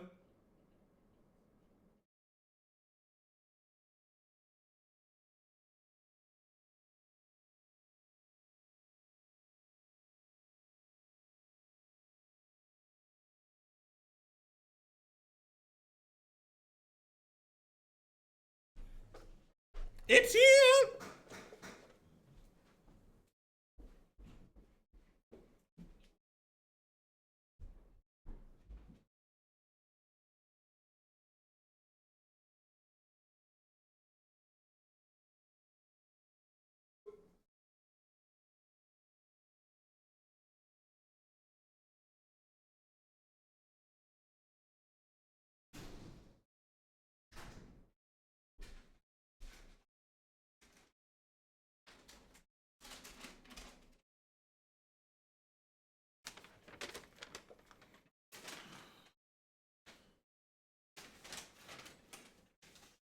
We've got Autumn Squash Soup, because the Summer Corn Chowder has rotated out.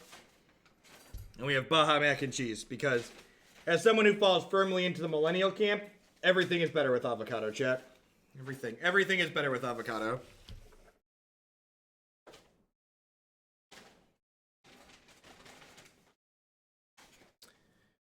We've not played the Wits deck yet. The Wits deck is in the queue.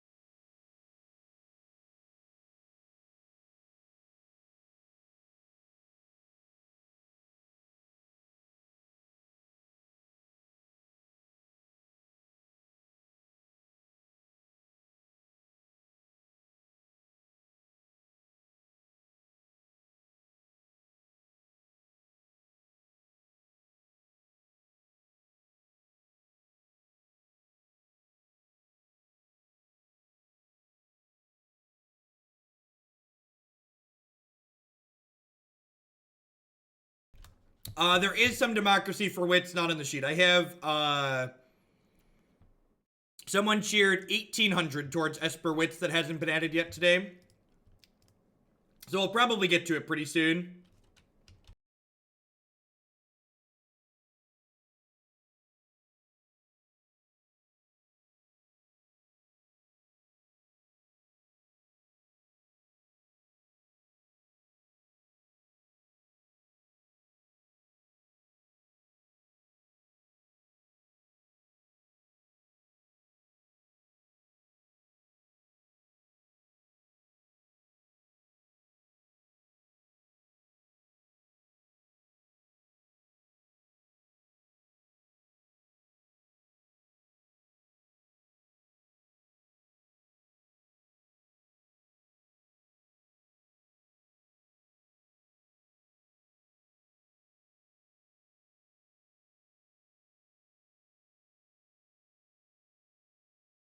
For mac and cheese and waste not pack rat. Thank you, MTG Mailing, for the very generous support. I appreciate that.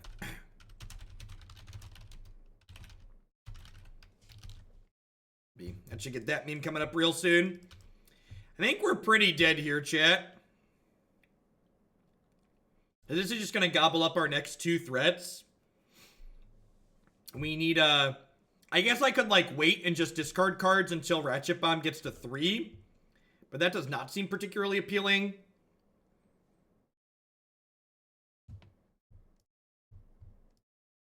I watched the first season of BoJack forever ago, but it wasn't something that I kept watching.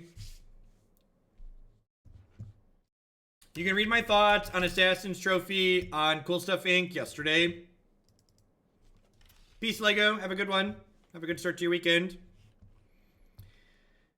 Do I want to Thought-Knot Seer them here? I really don't. This goes to 5, this goes to 2, this goes to 6, this goes to 3, this kills it. I think I just pass here.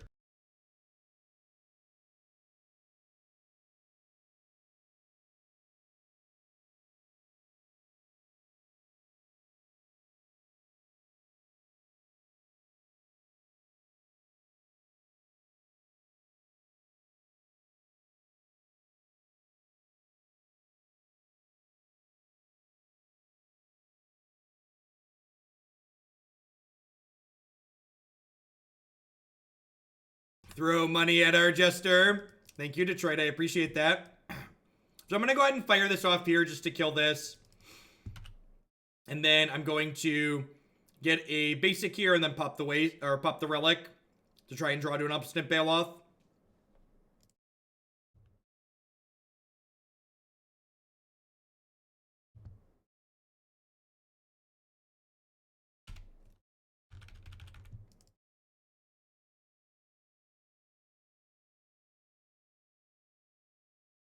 Yeah, sure, I've technically given them 1 more mana here. It probably doesn't matter.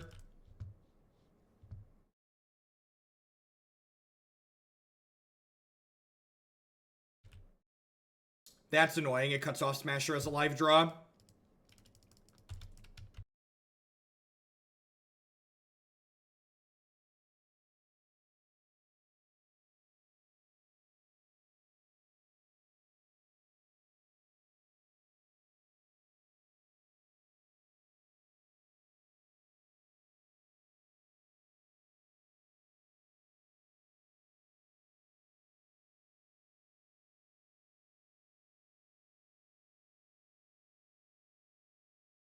I agree, Ed Bingo. When people like constantly talk about wanting to splash things into blue-red tempo and wanting to splash colors into the green-black rock show that I played, they really just constantly undervalue the ability to not take a bunch of damage from their mana. Them peeling a Thought-Knot Seer is pretty punishing for the fact that I've been sandbagging this Thought-Knot for after I kick Liliana off the table. Kind of unfortunate for us.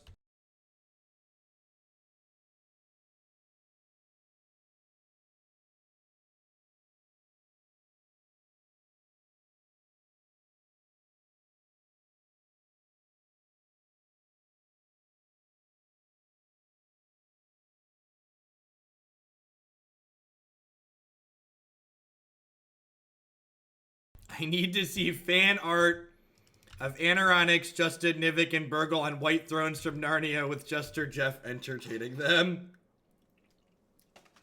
That is quite the depiction.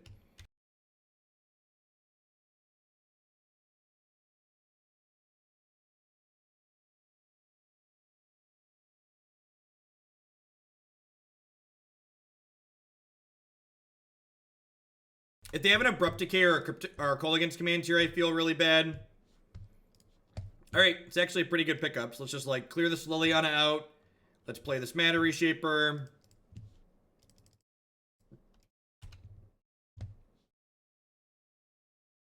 Alright, as you will.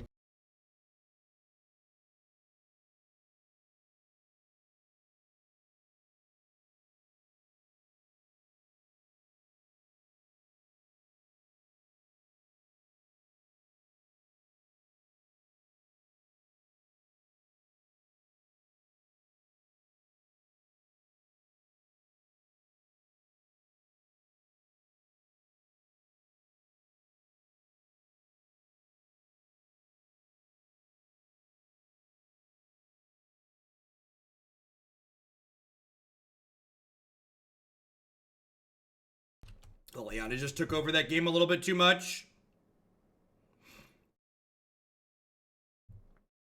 Just run it back here, I think. Pretty happy with what we did.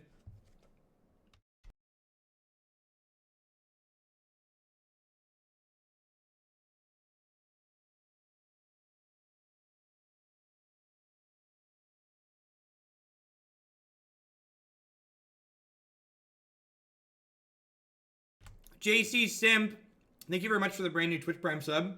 I appreciate that. Thanks for keeping me employed here. This is match, I think it's match 5, right? Yeah, we're 3-1. This is match 5, game 3. Be rolling on to 5-color mid-range next year in a moment.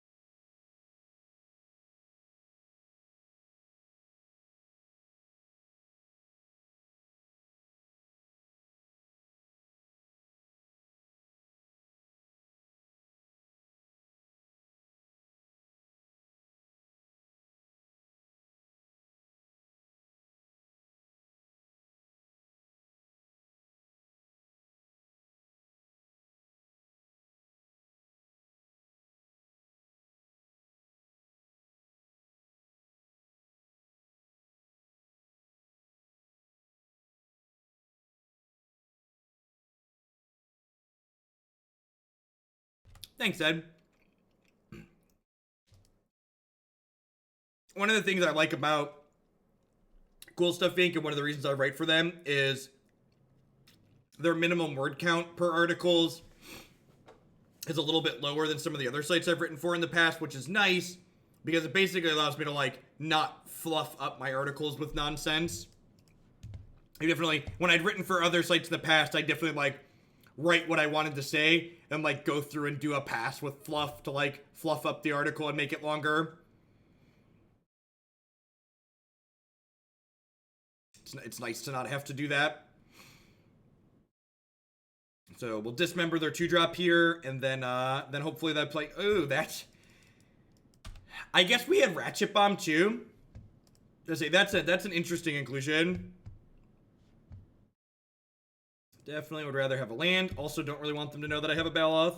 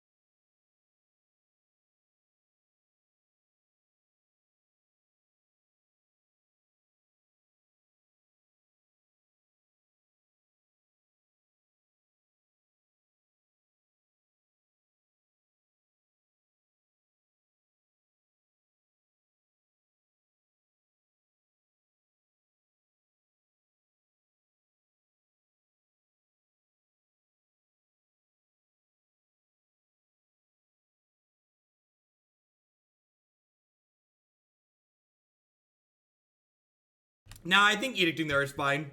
That's probably correct even. If they don't plus here, it's a little spooky. Because, like, they really aggressively were plussing her in previous games, even when they probably shouldn't have. I'm not playing the Ratchet Bomb out because there's a Ancient Grudge in their graveyard. So I'd like to try and draw one of our other Relic of Progenitus before I play the Ratchet Bomb out.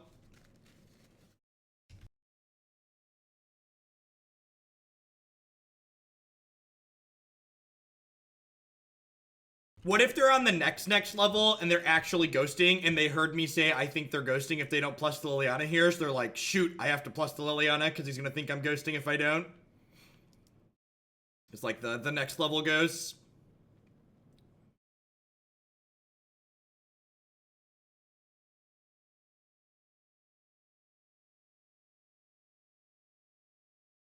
Yeah, they got all the bases covered here, chat. It's the meta +1. It's the Maelstrom Pulse that we're fumbling to cast. Sure. Bye, friend. Really want to draw a copy of Ancient Tomb here. Oh. All right, now any land will do. That'll do, pig. That'll do. It's a shame we got Stone Range earlier. Yeah, Patreon. All of my decks that I have specific articles written for, you can find them linked on my website on their decklist pages.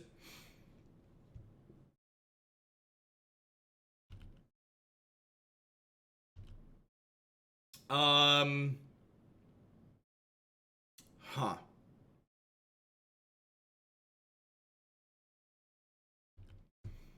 What am I dismembering here?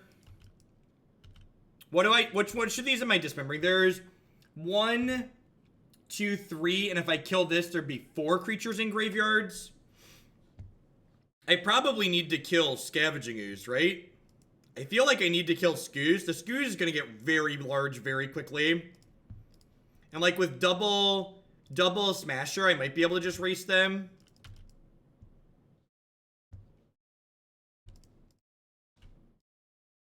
And, like, they're through 2 Liliana, so they kind of have limited ways to, like, take the Smasher off the table.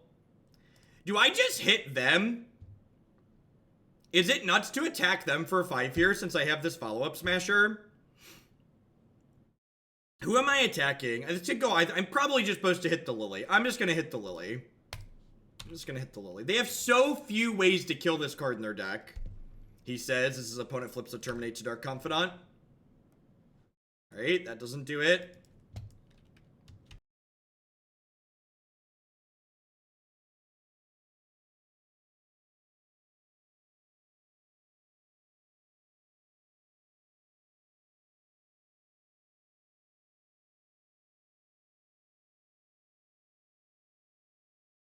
My smushers are so small and angry, chat. They're so little next to Tarmogoyf. They're so little. They're such little tiny Eldrazi. They are no match for the Lurgoyf.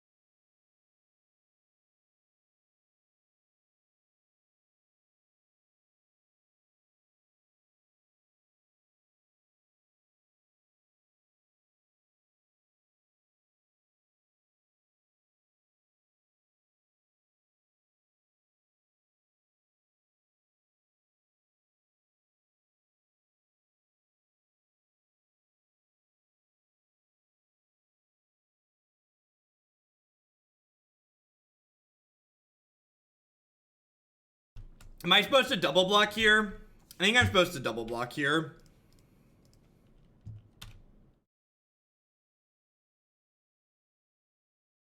I get savaged by a Terminate, but I don't think I'm beating a Terminate regardless, so I think getting to trade a Smasher for a Goyf here is a good trade for me.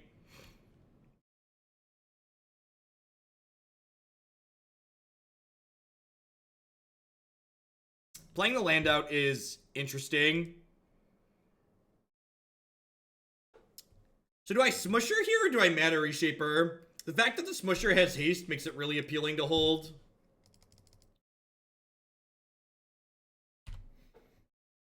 I should technically leave the Yavimaya Coast up to, like, Bluff, Stubborn Denial or something.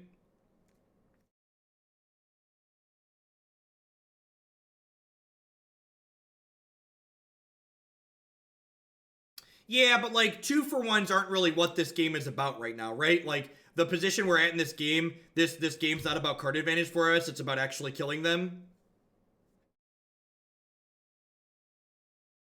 That was 2 things. I get to pick 2, so I had a mac and cheese and a soup. Because this is America. That's kind of unfortunate.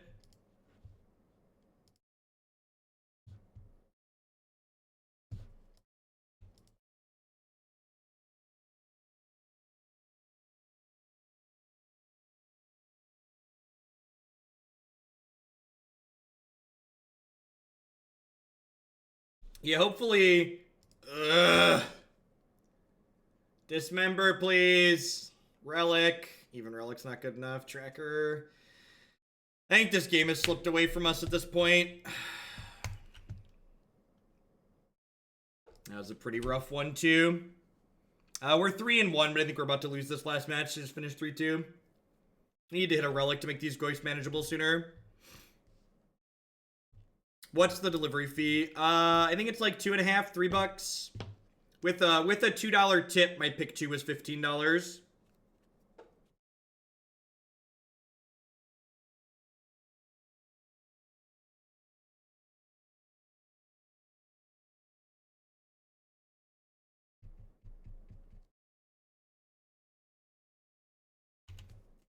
There's still 1, 2 creatures over here. 3, 4, 5, 6 creatures total. For your Panera delivery. Thank you, Terran Terror.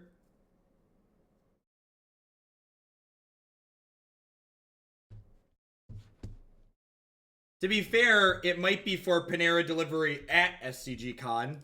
You never know.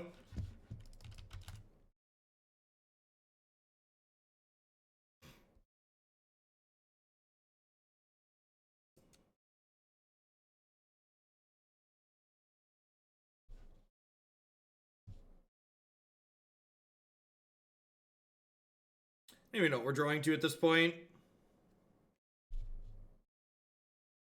Alright, they don't have a Doomblade for that. Lands could get us rolling here a little bit.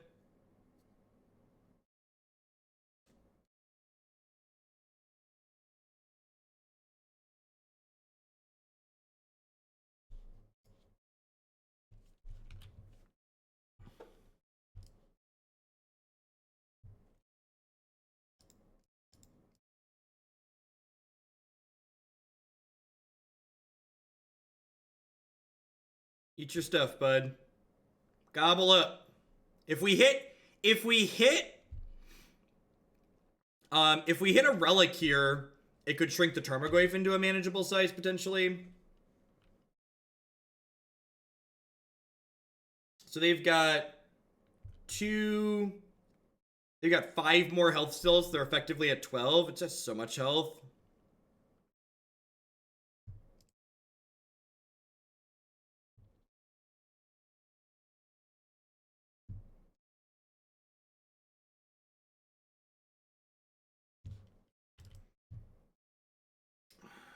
I mean, it's like a 6 in one hand, half dozen in the other type situation.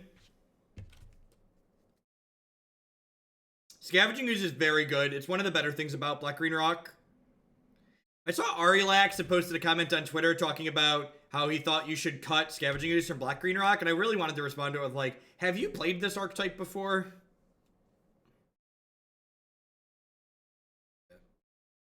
It's gonna be a good game's opponent. That's a really close set. Opponent casually down 10 minutes on clock, like opponents are always down 10 minutes on clock.